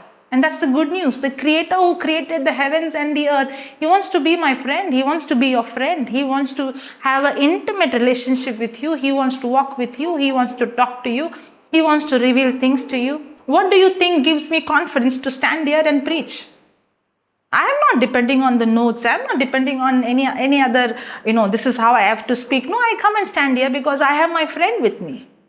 And my friend is the Creator. The Creator himself is my best friend. He's my best friend. I don't say best friend just for name's sake. I really mean it. I spend time with him more than anybody. I talk to him more than anybody. I give time to him more than anybody. Even if I don't give, if I become busy, I make a decision that I put everything aside. I cancel all my program and I set my relationship with him right before I continue my life. And I don't want anything to come in between me and him. I don't want my studies, my education, my job, my family. I don't want nothing to interfere with my relationship with Jesus. I will ready to cut off anything and everything for my relationship with Jesus. I'm not perfect. I do fall. I do make mistakes. I do waste my time. I have not been perfect. But God's love for me is one-sided. Even when I forget, He doesn't forget me. Because He said, I will not leave you nor forsake you. I am with you. I'm in you. And if you learn to live a life with Him, the life in this world is nothing. You will be living in supernatural life every day. Every day. That's why I always say, I do the best job in the world. Hallelujah. Hallelujah. Thank you, Jesus. Thank you, Jesus. Praise you, Jesus. Praise you. Do you think that life is only for me? It's for everyone. But we choose to be busy with our own life. We don't want to give time to Him. Now, the next verse speaks about Jesus telling us to forgive. Now, before He said forgive, He spoke about faith. He spoke about speaking to the mountain. And He spoke about speaking the unseen. Correct? Speak your desire. Correct? Yes. When you do this, then only you apply this principle, only then you can forgive. Okay, let's go to Luke chapter 17, 4th verse. And if he trespass against thee 7 times in a day, and 7 times in a day turn again to thee, saying, I repent, thou shalt forgive him. Okay, so somebody does something against me not once, not 2 times, not 3 times, but 7 times. What should I do? Another way, what is Peter saying? How many times can I forgive a person? Once okay, 2 times okay, 3 times okay, 4 times okay. If he does 7 times? In other scripture, in Matthew, Jesus said 7 times 7 means what? Every time he does, you have to forgive. Infinite. Countless. Now, does it look impossible? Does it look impossible? Yeah. Yes. Yes. Can I keep quiet when somebody keeps abusing me, somebody keep robbing from me, somebody keep killing me, somebody keep destroying my life? Can I keep quiet? No. Is there a border for it? Is there a limit for it? People here are different here. You all are born with forgiving qualities, I think. No, thank God, teacher, you are honest. Thank you for being honest. Now, I like this answer. The apostles said to the Lord, increase our faith. Can you see forgiveness is connected to faith? Can you see forgiveness is connected to faith? Yes. What did the disciples say? Increase our faith. Read that, sister, from 5th verse. And the apostle said unto the Lord, increase our faith. And the then- Lord said, And the Lord said, if you had faith, if you had, is it there had? yeah, If you had faith as a grain of mustard as seed, a grain of mustard seed. you might say unto this, Again he started the same dialogue. Can you see the connection? Whenever he's speaking about forgiveness, he's speaking about say unto this. Did he say pray? Or did he say? Another way, he's speaking about how faith works. Is faith connected to forgiveness? That another way to say, I cannot forgive without faith. So now what is Jesus saying? Jesus, read that. and the Lord said, And the Lord said, if you had faith if you had faith as a grain of mustard as a seed, grain of mustard seed, you might say unto you this might say unto this sycamore tree, be thou plucked up be thou plucked up by the root, and be thou planted and be thou planted in the sea, in the sea, and it should obey you. and it should obey you. Can you see Jesus is speaking to the sycamore tree when the disciples are asking how to forgive? I can never give something which I don't have. There is another incident. I'm not going there. You can go home and study it. The same incident in Matthew 18:21 then. Then came Peter to him. Who's coming? Peter. Peter is always the first, huh? Okay. Then- Again here also Peter. Then came Peter He to was him. always the mouthpiece. Everybody's like, ask Peter, ask. We also have, come on, ask. Then came Peter to him Then came Peter to him and said, and said, Lord, Lord, how often shall my brother every time you're sin? saying forgive, no? How often shall my brother shall sin my brother against me? sin against me And I forgive him and I forgive him? till 7 times? Till 7 times? Jesus said unto him, Jesus said unto him, I say, I say, not unto thee not unto thee until 7 times, until 7 times, but but until 70 times until 7. 70 times means what? Every time he comes, 7 times he comes, every 70 means infinite time. No matter how many times he is going to come and sin against you, you are supposed to Forgive. forgive. Then Jesus gives an answer. Gives a parable. Yes. Therefore is the kingdom of heaven likened unto a certain king. The kingdom is like a certain king. Like us, okay. Liken means like a Like us unto a certain king, which would take account of his servants. And when he had begun to reckon, one was brought unto him, which owed him 10,000 talents. Okay. So now Jesus is giving where did this brother go? He'll come back, no? Now Jesus is giving a parable. In this parable, he is speaking about a king and there was a servant. And one day the king started to see the accounts of the servants. And then he found there was someone who had to pay a huge debt. Don't worry. Jesus said, 22. Read. Jesus said unto him, I say not unto thee until 7 times. After that, next verse. Okay. Therefore is the kingdom of heaven Listen. unto a certain king, which would take account of his servants. And when he had begun to reckon, one was brought unto him, which owed him 10,000 talents. In the, you have the accounts and you have this person has to give this much. Yeah. Yes. Yes. So there was one person who has to pay the king how much?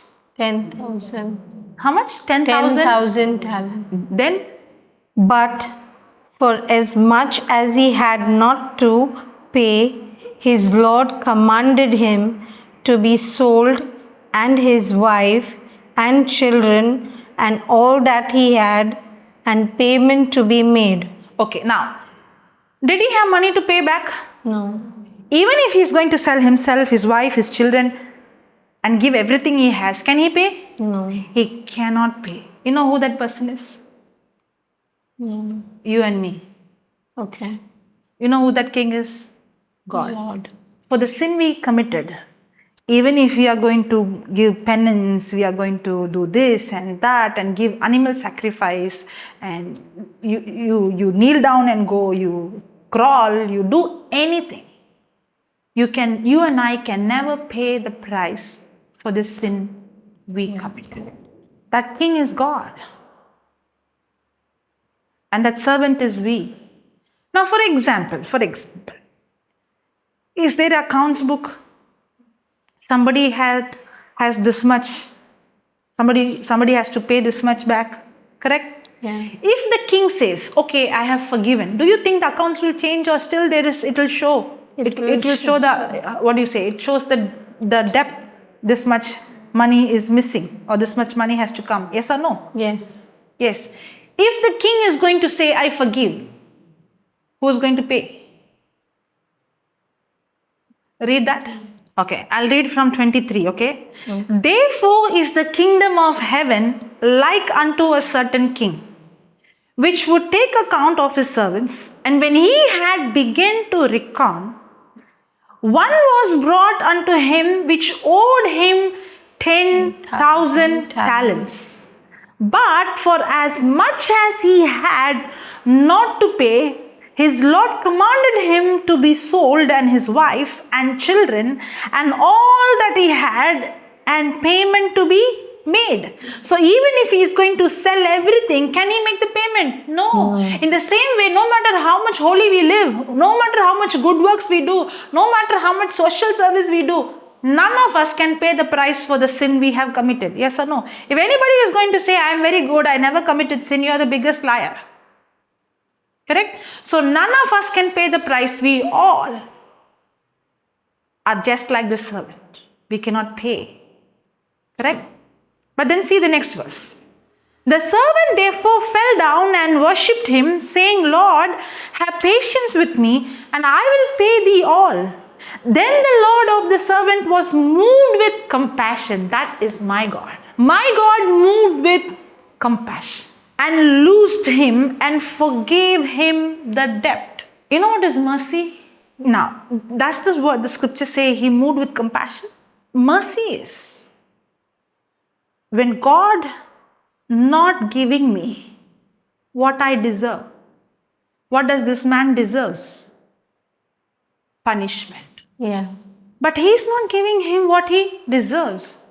He cancels the punishment. But there is a problem with that. If he is going to cancel, who will pay the debt? Who will pay the debt? God. The one who forgives pays the price. Yes. Who pays the price? Jesus paid the price. Who makes the mistake?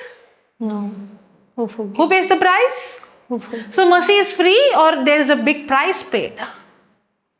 That means if Jesus is saying, "I forgive you," that means instead of you taking the punishment, I'm going to take the punishment. If the master is saying, the king is saying, "I cancel your debt," means what? I'm going to pay the price that you had to pay.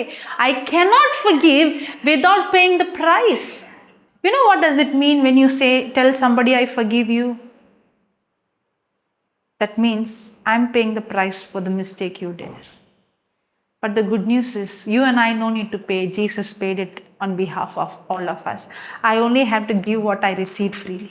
Then the Lord of the servant was moved with compassion and loosed him and forgave him the debt. But the same servant then came the problem. Then the same servant went out and found one of his fellow servant which owed him 100 pence, not 10,000, 100 pence, and he laid hands on him and took him by the throat, saying, "Pay me that you owe me." You know who this is? How much was he forgiven? Where he was supposed to be? Even that prison will not pay the price. Correct? Lifetime imprisonment. Was 10,000 cancelled? Now what he received, is it difficult for him to cancel 100? But did he forgive? Now what is Jesus saying to the disciples? It's not you forgiving first. It's about me forgiving you. If I cancelled your punishment and I did not give you, the Bible says those who are merciful, we are supposed to be merciful to others, correct? You know what is mercy? Mercy means I don't give you what you deserve. Because I want mercy from God, but I want justice from others. How does it work like that? I don't want God to treat me in justice. I want him to have mercy on me. I want him to cancel my sin, my punishment. Yes? If I wanted God to forgive me and cancel my punishment, am I not supposed to cancel somebody else? Because no matter what the other person did to me, it's very small compared to what Jesus did to me. One of the reasons why we can't forgive others is we have not experienced God's forgiveness for us. I cannot give what I don't have. It's very easy for me to say forgive. You will never forgive because you have never experienced forgiveness. Do you think I can love someone when I myself don't have love? Remember this. Hurt people hurt others. Hurt people. The reason I hurt someone because I have hurt in me. I've received hurt. If I have hurt, how can I give forgiveness? Because forgiveness and love goes together. When I say I love, then there is forgiveness. When God says I love, then there is forgiveness. And when a person is saying I forgive, means the person is saying you made the mistake, I pay the price. Forgiveness is not free. There is a price to be paid to forgive someone. If I say someone, I forgive you, that someone has damaged me, that someone has taken my money or something, my character or something that person has taken from me. Yes or no? Yes or no? That person has done wrong to me. My time, correct? Now when I say I forgive means what? You don't pay the price, I pay the price. But the good news is I am not actually paying the price. I am giving what I received freely from Jesus because Jesus paid the price on my behalf. That's why what I have to give to someone is not what I have but what I received. The problem with that servant is he received but he did not give what he received. All this can be done only by faith. All this can be done only by faith. The problem is we go by feeling, we don't go by faith. I'll give an example. Okay, before I go to the example, I'll show you one more scripture. Romans 5:5 says, and hope does not disappoint us because God's love will be poured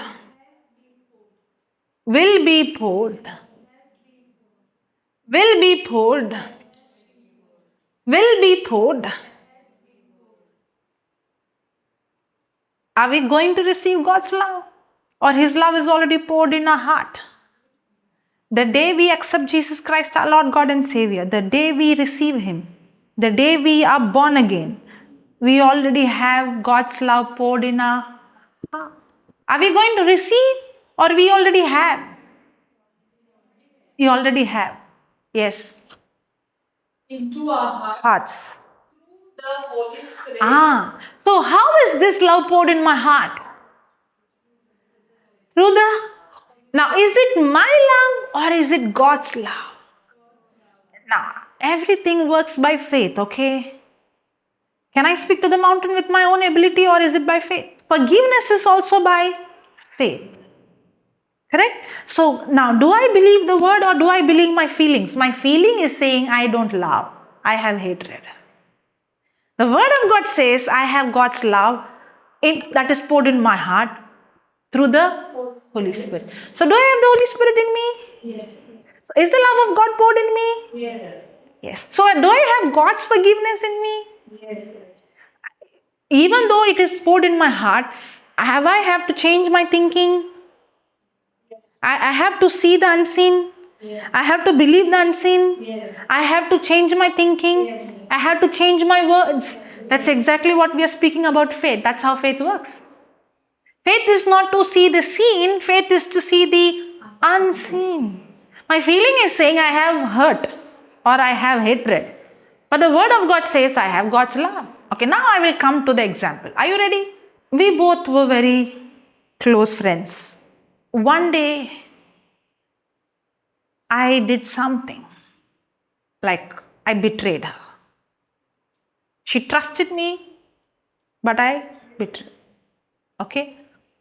You know, when a person is far, did something is different. But the person who's very close to you, very difficult now. Yeah.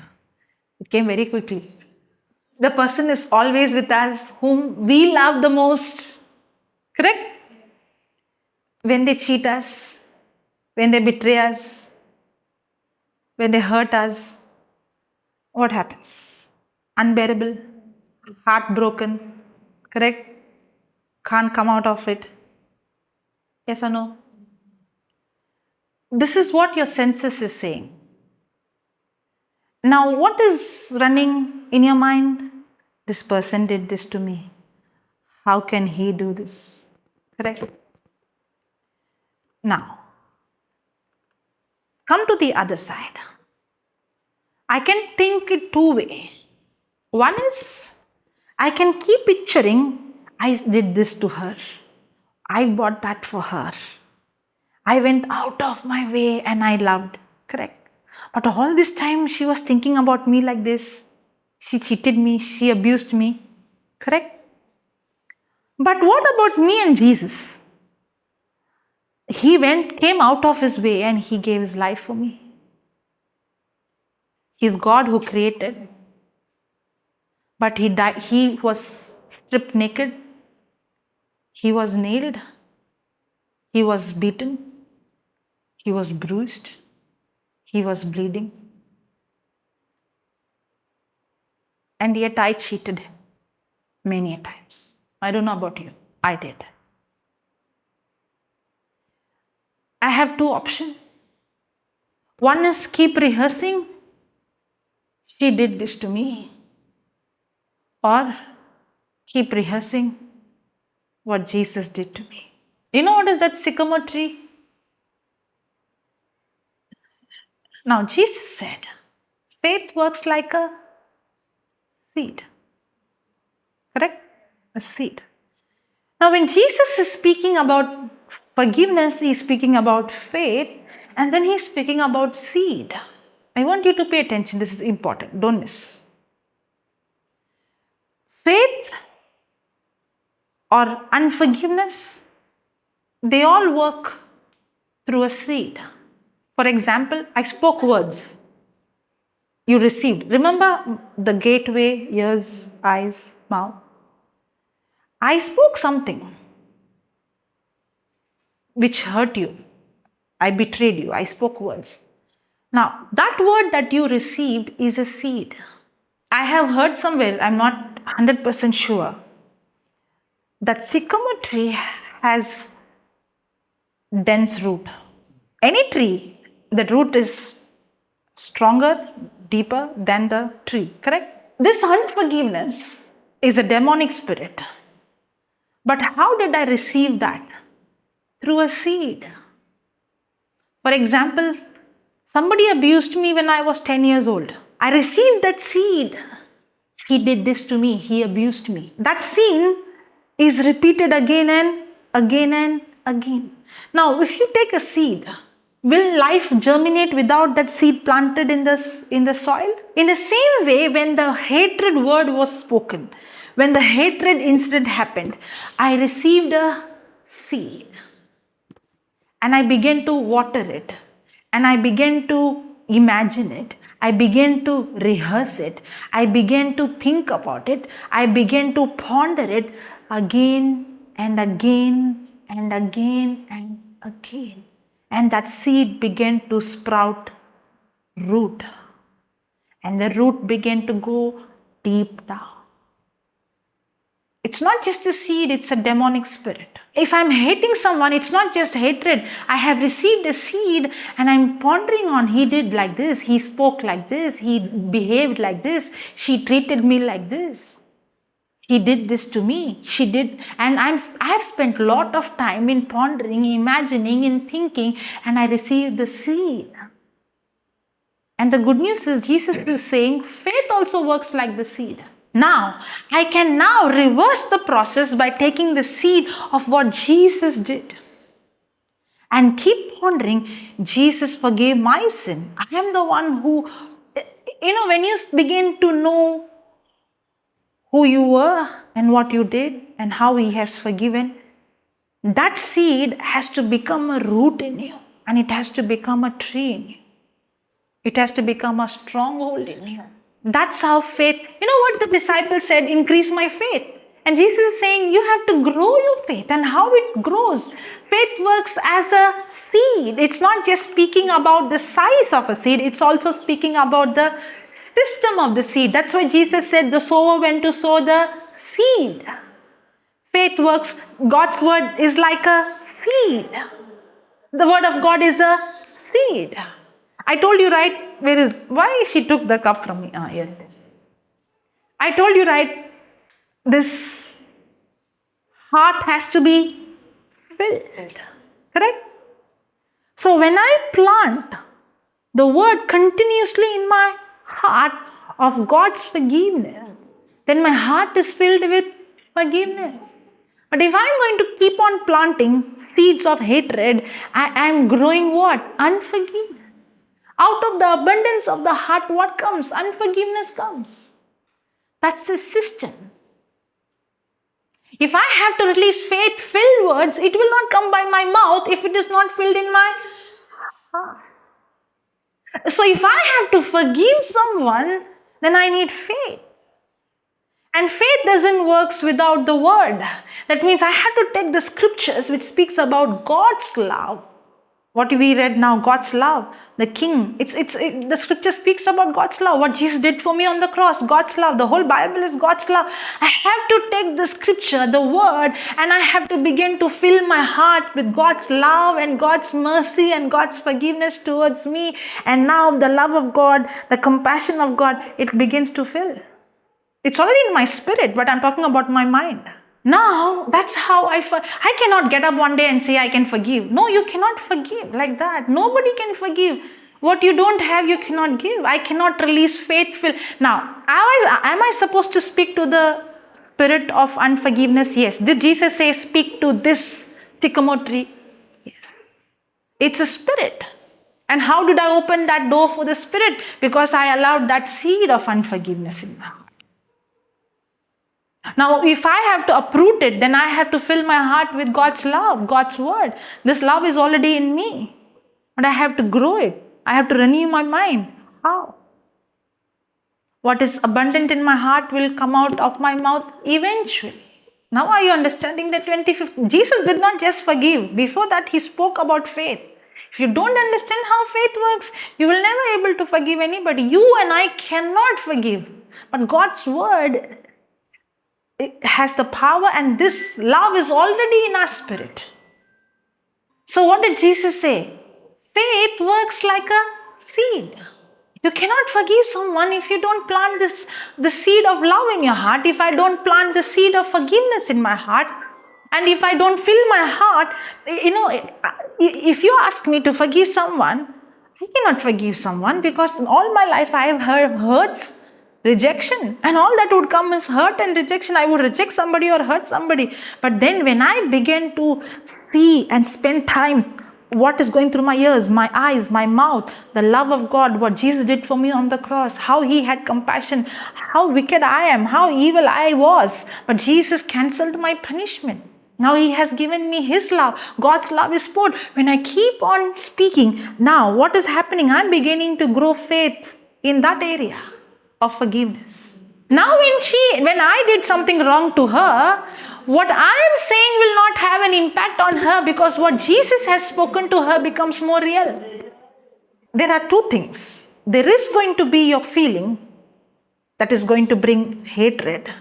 And there is also the word of God that's speaking God's love. Now, you're going to use faith. You're not going to allow your senses to control you. I'm supposed to use faith. I feel hurt, but I know God's love is poured in my heart through the Holy Spirit. This is not my love, but it's God's love. When, for example, I have done something to you, I cheated you, correct? I betrayed you.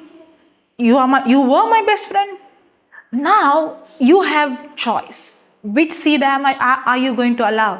Are you going to allow the seeds of what I did to you, or you're going to allow seeds what Jesus did to you? And when you are going to allow what Jesus did, you're not rehearsing what I did to you, you're rehearsing what Jesus did to you. And now, even though you feel something because of my action, you're opening your mouth and saying, Jesus, your love is poured in my heart. With that love, I love this person. Now, are you speaking what you see, or you're speaking your desire?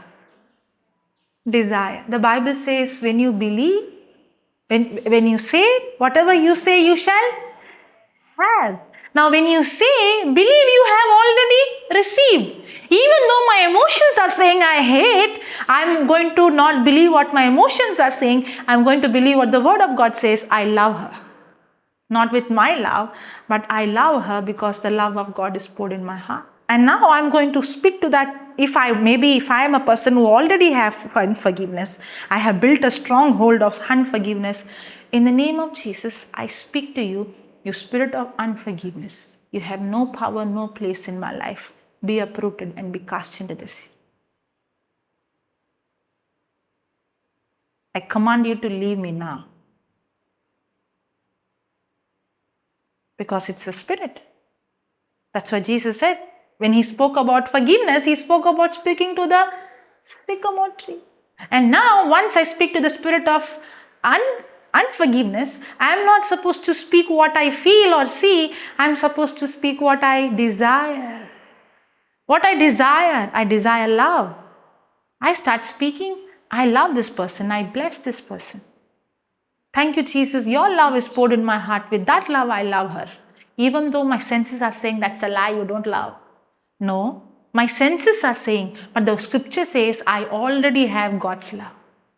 Just like how God loved me and he forgave me and he paid the price for me. If he forgave me, he paid the price. And if I forgive, I pay the price. But thank God, I'm not the one who paid the price. He paid the price on my behalf. I have to only give what I have received freely. Now tell me, can you forgive someone without understanding faith? No. Then you will be doing it with your willpower. That's why the Bible says the just shall live by faith, not by sight. But are we controlled by what we see? I can never give what I don't have. The good news is I already have God's love. Now I have to change my thinking. I have to change the seeds. But if I'm going to constantly keep on, like how the cow would chew, if I'm going to keep on chewing what he did or she did, I cannot forgive, because the more I'm going to chew, the seeds I receive is going to produce unforgiveness. And what I'm going to chew is not just a thought, it's a demonic spirit. Anybody needs healing? Raise your hand. All those who need healing, raise your hand. Come, sister. Were you struggling with unforgiveness? Okay. Close your eyes and see Jesus on the cross.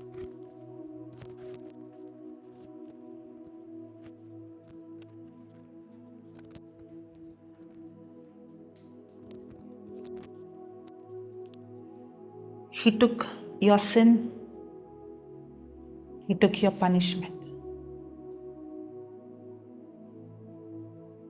The price that Jesus paid and the person who wronged you. What Jesus did for you is much more than what you have to do for the other person. The forgiveness that you have to forgive is nothing compared to the forgiveness Jesus extended to you. Maybe all these days the devil was telling you what he did or she did.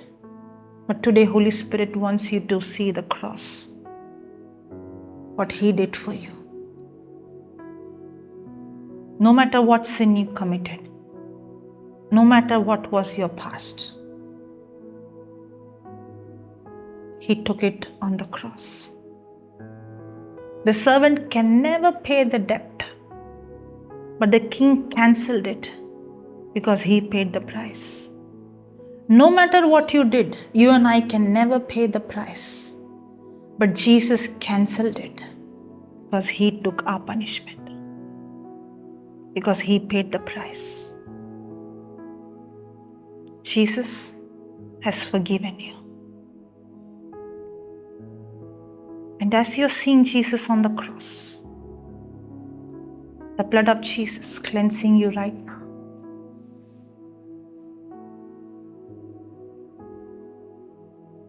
that's God's power. That's God's love. And that's the blood of Jesus cleansing you.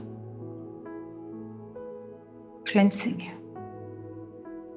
And right now, I take authority over every spirit of hatred and unforgiveness. I command you, come out. Come out. Out. Leave her now.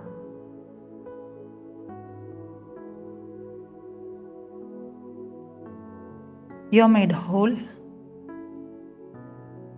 You're made white. You're made clean by the blood of Jesus. And that's God's love. That's God's love. It's God's love.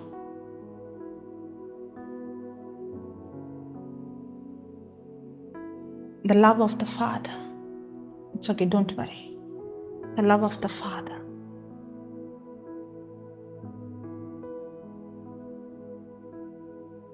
And as you are receiving that love and experiencing that love, make the decision to forgive everyone with that love. No matter what the person has done, Jesus, I forgive that person and I love that person with your love.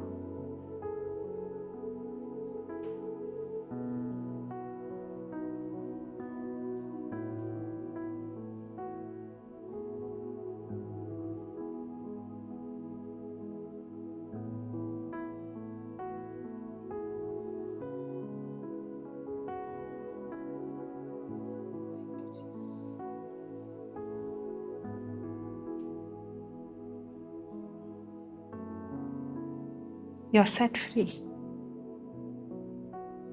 And there is a compassion come in your heart. The same person who you were hating, now there is a compassion to that person. There is love in your heart. That's not your love, that's God's love. And you're activating that love by faith. And say this, Jesus, I thank you. Holy Spirit, your love is poured in my heart. With that love, I love them. Thank you, Jesus. Your love is poured in my heart. With that love, I love them. And see that person as you're saying, and say, Jesus, your love is poured in my heart. With that love, I love this person.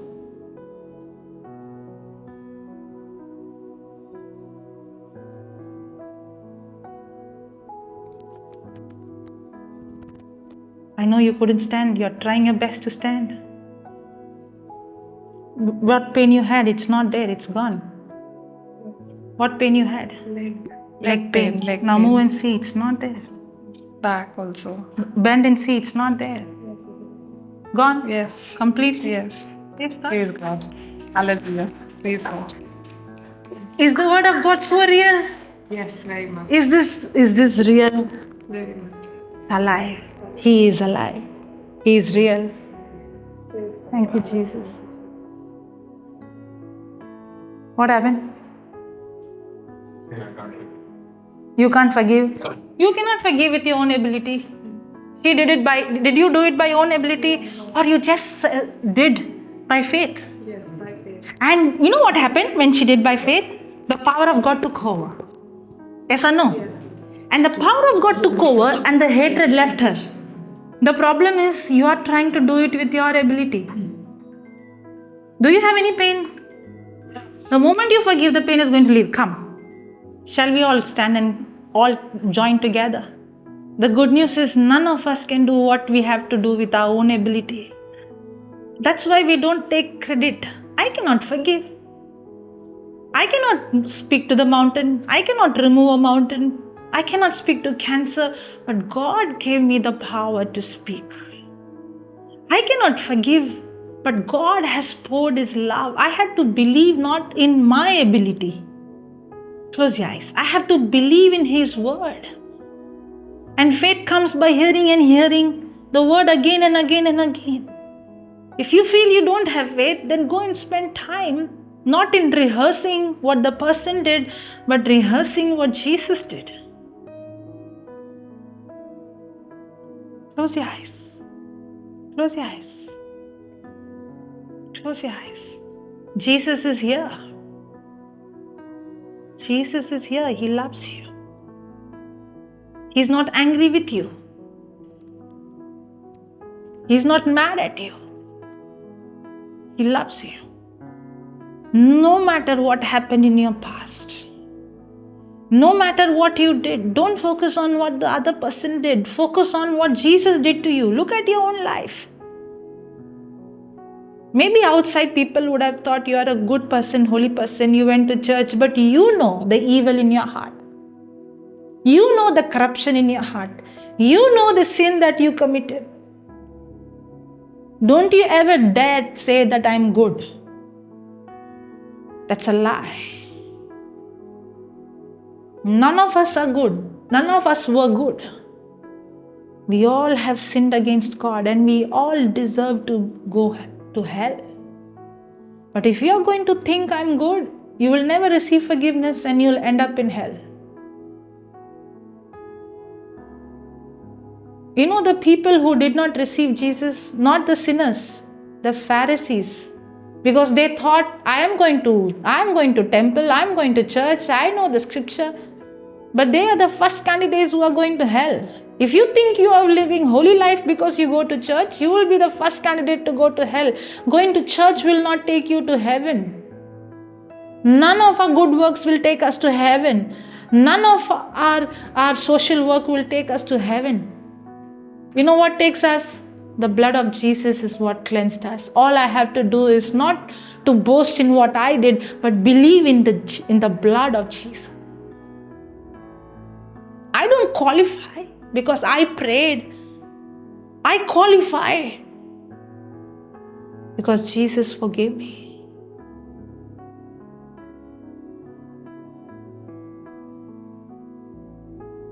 Realize what kind of sinners we were. Come on, realize. You don't deserve. You and I don't deserve. We deserve punishment. We deserve hell.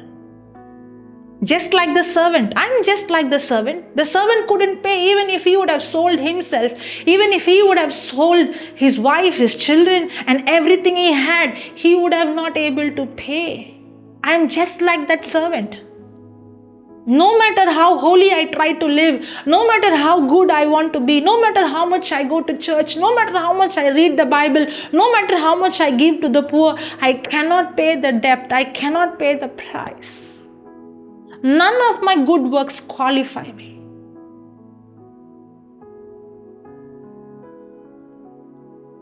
We cannot go to God and say, I did good. We have to go to God and say, like the servant, Lord, have mercy on me.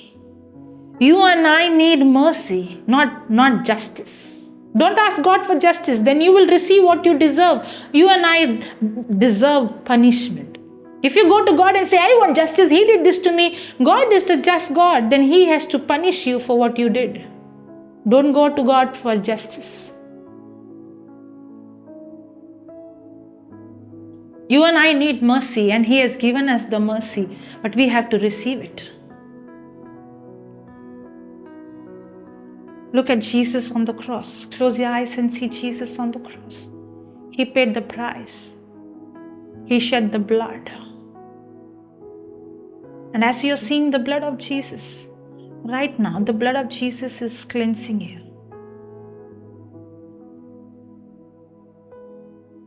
That's God's blood. It is the blood of Jesus right now cleansing you. Every sin you committed, every legal document against you is cancelled now.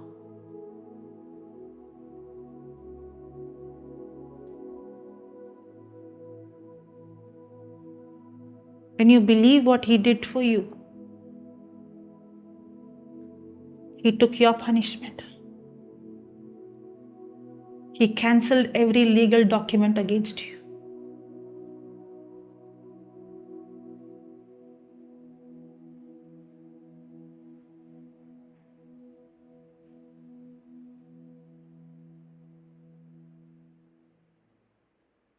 And when you are seeing Jesus, the Bible says the love of God is poured in your heart through the Holy Spirit. And right now you are experiencing that love.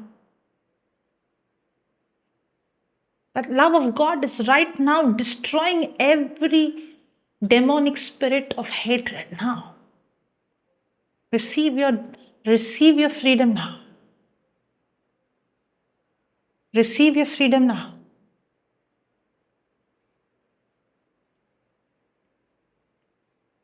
You are set free now.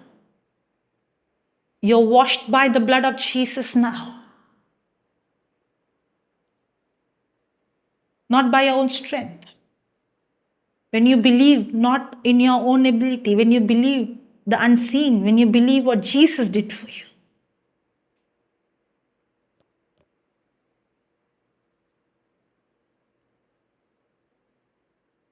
In the name of Jesus, I take authority over every spirit of unbelief, every spirit of unforgiveness. Right now, as this person has made the decision to believe and receive Jesus, you spirit of unforgiveness, I command you, come out. Out. Come out. Come out. Out. Come out. You spirit of unforgiveness, hatred, out. Now. Leave her now. Out. Come out. Close your eyes. Close your eyes. Don't get distracted. It's your time of deliverance. It's your time of healing. Be set free now. Be set free. Be set free. Every spirit of unforgiveness, come out. Out. Out. Out. In Jesus' name. Out. Every spirit of hatred. Out. Receive your freedom. Receive your freedom. Receive your freedom. That's God's power. That's God's love. Receive the love of Jesus. Jesus loves you. The Father loves you. He loves you with the love of the same love He loves His Son. He loves you just like how He loves Jesus. That's why He chose to die. That's why He chose to be naked on the cross. That's why He chose to be beaten, bruised. He took the shame.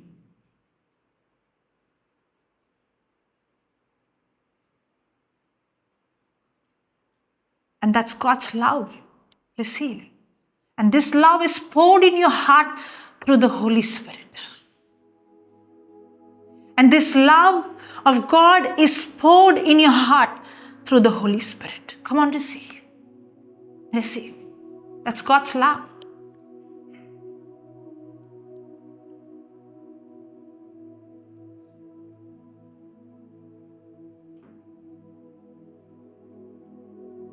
Believe what He has done. He forgave you. He cancelled your debts. He cancelled your punishment. He cancelled your sin. He cancelled. He cancelled. Believe.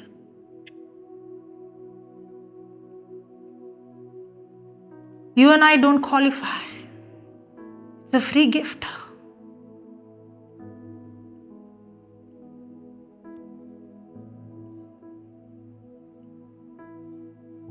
Receive it freely. It's given to you freely. You don't deserve.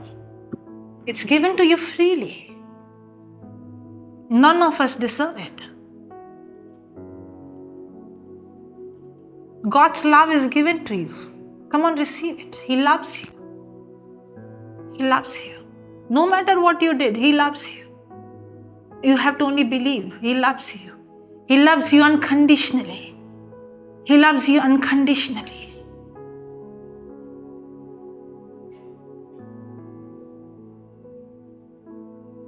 That's God's love. The Bible says perfect love cast out every fear. Right now, every fear is destroyed. That fear of rejection, the fear of loneliness. You're set free from every fear now.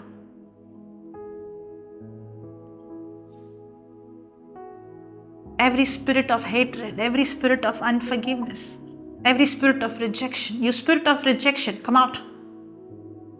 Out. I take authority over every spirit of rejection. Out.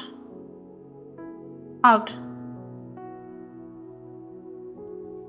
Out now.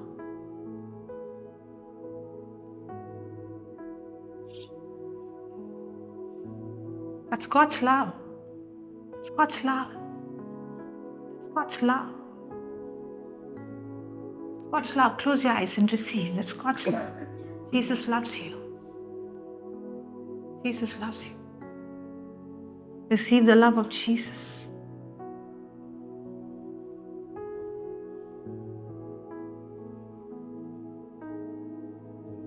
Close your eyes and say this: Jesus, by the love that is poured in my heart, I love every person. And as you're saying every person, remember every person who you had hurt.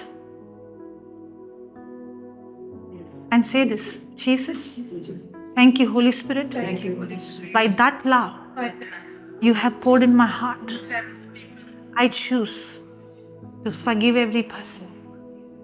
Thank you, Jesus. Thank you, Jesus. Your love is poured in my heart. With that love, I love every person. Thank you, Jesus. Thank you, Jesus. Your love is poured in my heart. With that love, I forgive every person. Come on, receive. Close your eyes and receive. That's God's love flowing into you and through you. That's God's love. Unconditional love. And that's how forgiveness works. Through faith. You have to believe and receive. It's a free gift.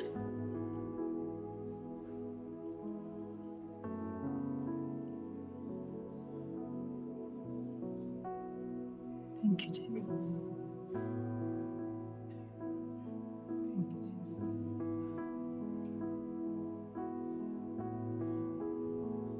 Receive.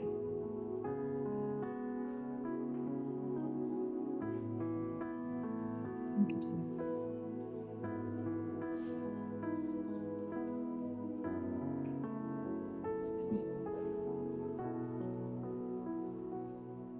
Thank you, Jesus. Receive. You're set free. Your whole body is healed. You're completely set free.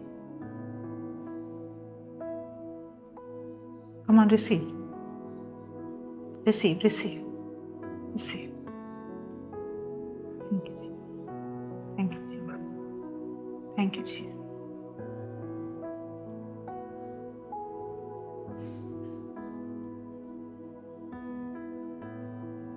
Don't open your eyes. Get connected to Him. He's speaking to you. Lord is speaking to you. Allow Him to do what He wants to do.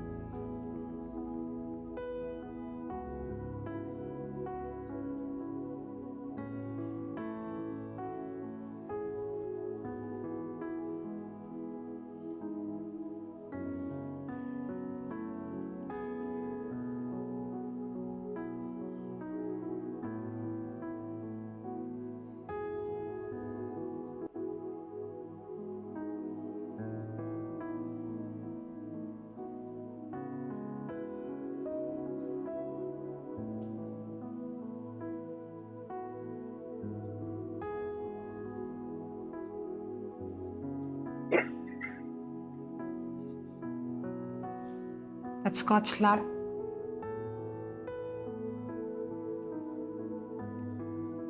Thank you, Jesus. Wasn't that beautiful? Now, are you forgiving with your own ability? By faith? The moment you operated in faith, what happened? The power of God took over. Are you understanding? See, the problem is we are trying to forgive. I have to forgive, I have to forgive, I have to forgive. But we have not realized I cannot forgive. I have to believe in Him. The moment I believe, His power takes over. And that burden left you. That spirit left you. You're set free. And that pain in your body is gone. Check. It's gone. It's not there. No. I know that. Check. Yeah, I can't hear this. Now you can hear? Yeah. Yes? Close that. Yeah. What's your name? Indira. Huh? Your ears open. I didn't even say that spirit come out. Thank you, Jesus. Now you know what life I'm living. You also can live that life. Amen. It's given to everyone. Whosoever. Isn't it beautiful? That's why I said, this is not a storybook. I'm going to give you instruction. You follow the instruction that is in this word. Result is 100%. When the instruction put sugar, 100% coffee will be sweet. When Jesus said an instruction, you do it, 100% result, no doubt. The instruction is what? Faith. All these days you are trying to forgive with your willpower. That's why when she jumped to 25th verse, I said, hey, 25th, you can't work if you don't understand 23rd and 24th. Because Jesus did not just say forgive, He spoke about faith and then He said forgive. And that too, in the new covenant, I'm not the one who's going to forgive first. Jesus forgave me on the cross. That's what Romans 5 says. He loved me first. He forgave me even when I was sinner. Hallelujah. Hallelujah. Thank you, Jesus. Let's give the Lord a big hand. How many of you experience any kind of healing or deliverance? Raise your hand. Any kind of, in your heart, in your body. I think everyone. What about you, sister? Yes. What about you, sister? You did not have any pain. Yeah? Praise God. But you feel that heaviness left you? Feeling light? Yeah. Let's give the Lord a big hand. Thank you, Jesus. Thank you, Father. Thank you, Holy Spirit. Pray for me? Yes. Oh my God. From today onwards, will you say I am becoming old?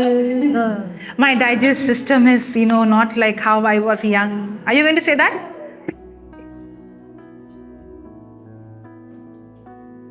You were waiting for me to finish, huh?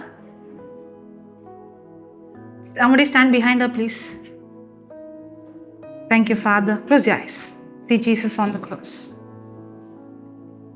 Jesus, in your name, I cancel every negative word that she spoke against her body. I rebuke every spirit of infirmity, every sickness. Out. Come out. Out. Now. Leave her now. Out. Be healed now. Be set free now. Receive the love of Jesus. Receive the love of Jesus. Receive your healing. You're completely healed. You're completely set free. Thank you, Jesus, for complete healing and complete restoration. In Jesus' name I pray, Father. Amen. Amen. Amen. You're all drunk. Drunk from the wine from heaven. You're filled. People get drunk in this world and there is a drink that comes, but this drink is holy drink. This drink is you being filled with the Holy Spirit that destroys every corruption. And that's what is happening to her. Yes. Thank you, Jesus. Amen. Amen. Everybody went here? Sister, do one Thanksgiving prayer. Come on. Come here. Okay, after the Thanksgiving prayer. Come. Come, Baba. Okay, if I don't pray, she won't leave me. Close your eyes. Lord, I thank you. Jesus, I thank you for this son of yours. Thank you, Lord. That's Father's love. That's Father's love. Lord, I thank you, Lord. Receive. Receive. Receive.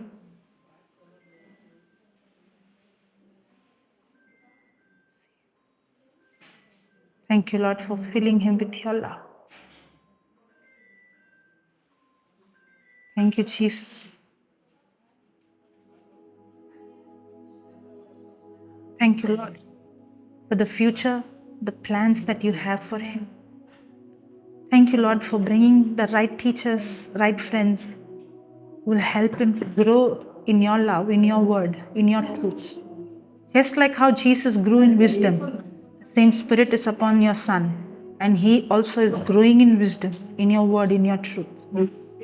And you have blessed him, and he is blessed in every area of his life, and he is a blessing to the nation. In Jesus' name, amen. In the name of Father, Son, and the Holy Spirit. Our Father, we thank you and praise you, Lord. We worship you, we glorify you, Lord. Thank you, Jesus. Thank you, Holy Spirit. As sister has shared the word regarding Mark 11:22 to 25. We understood the word, Lord, and thank you, Lord Jesus. As this word is rooted in our heart, Lord, we will practice, Lord, what you have taught us, Lord. And thank you, Lord Jesus.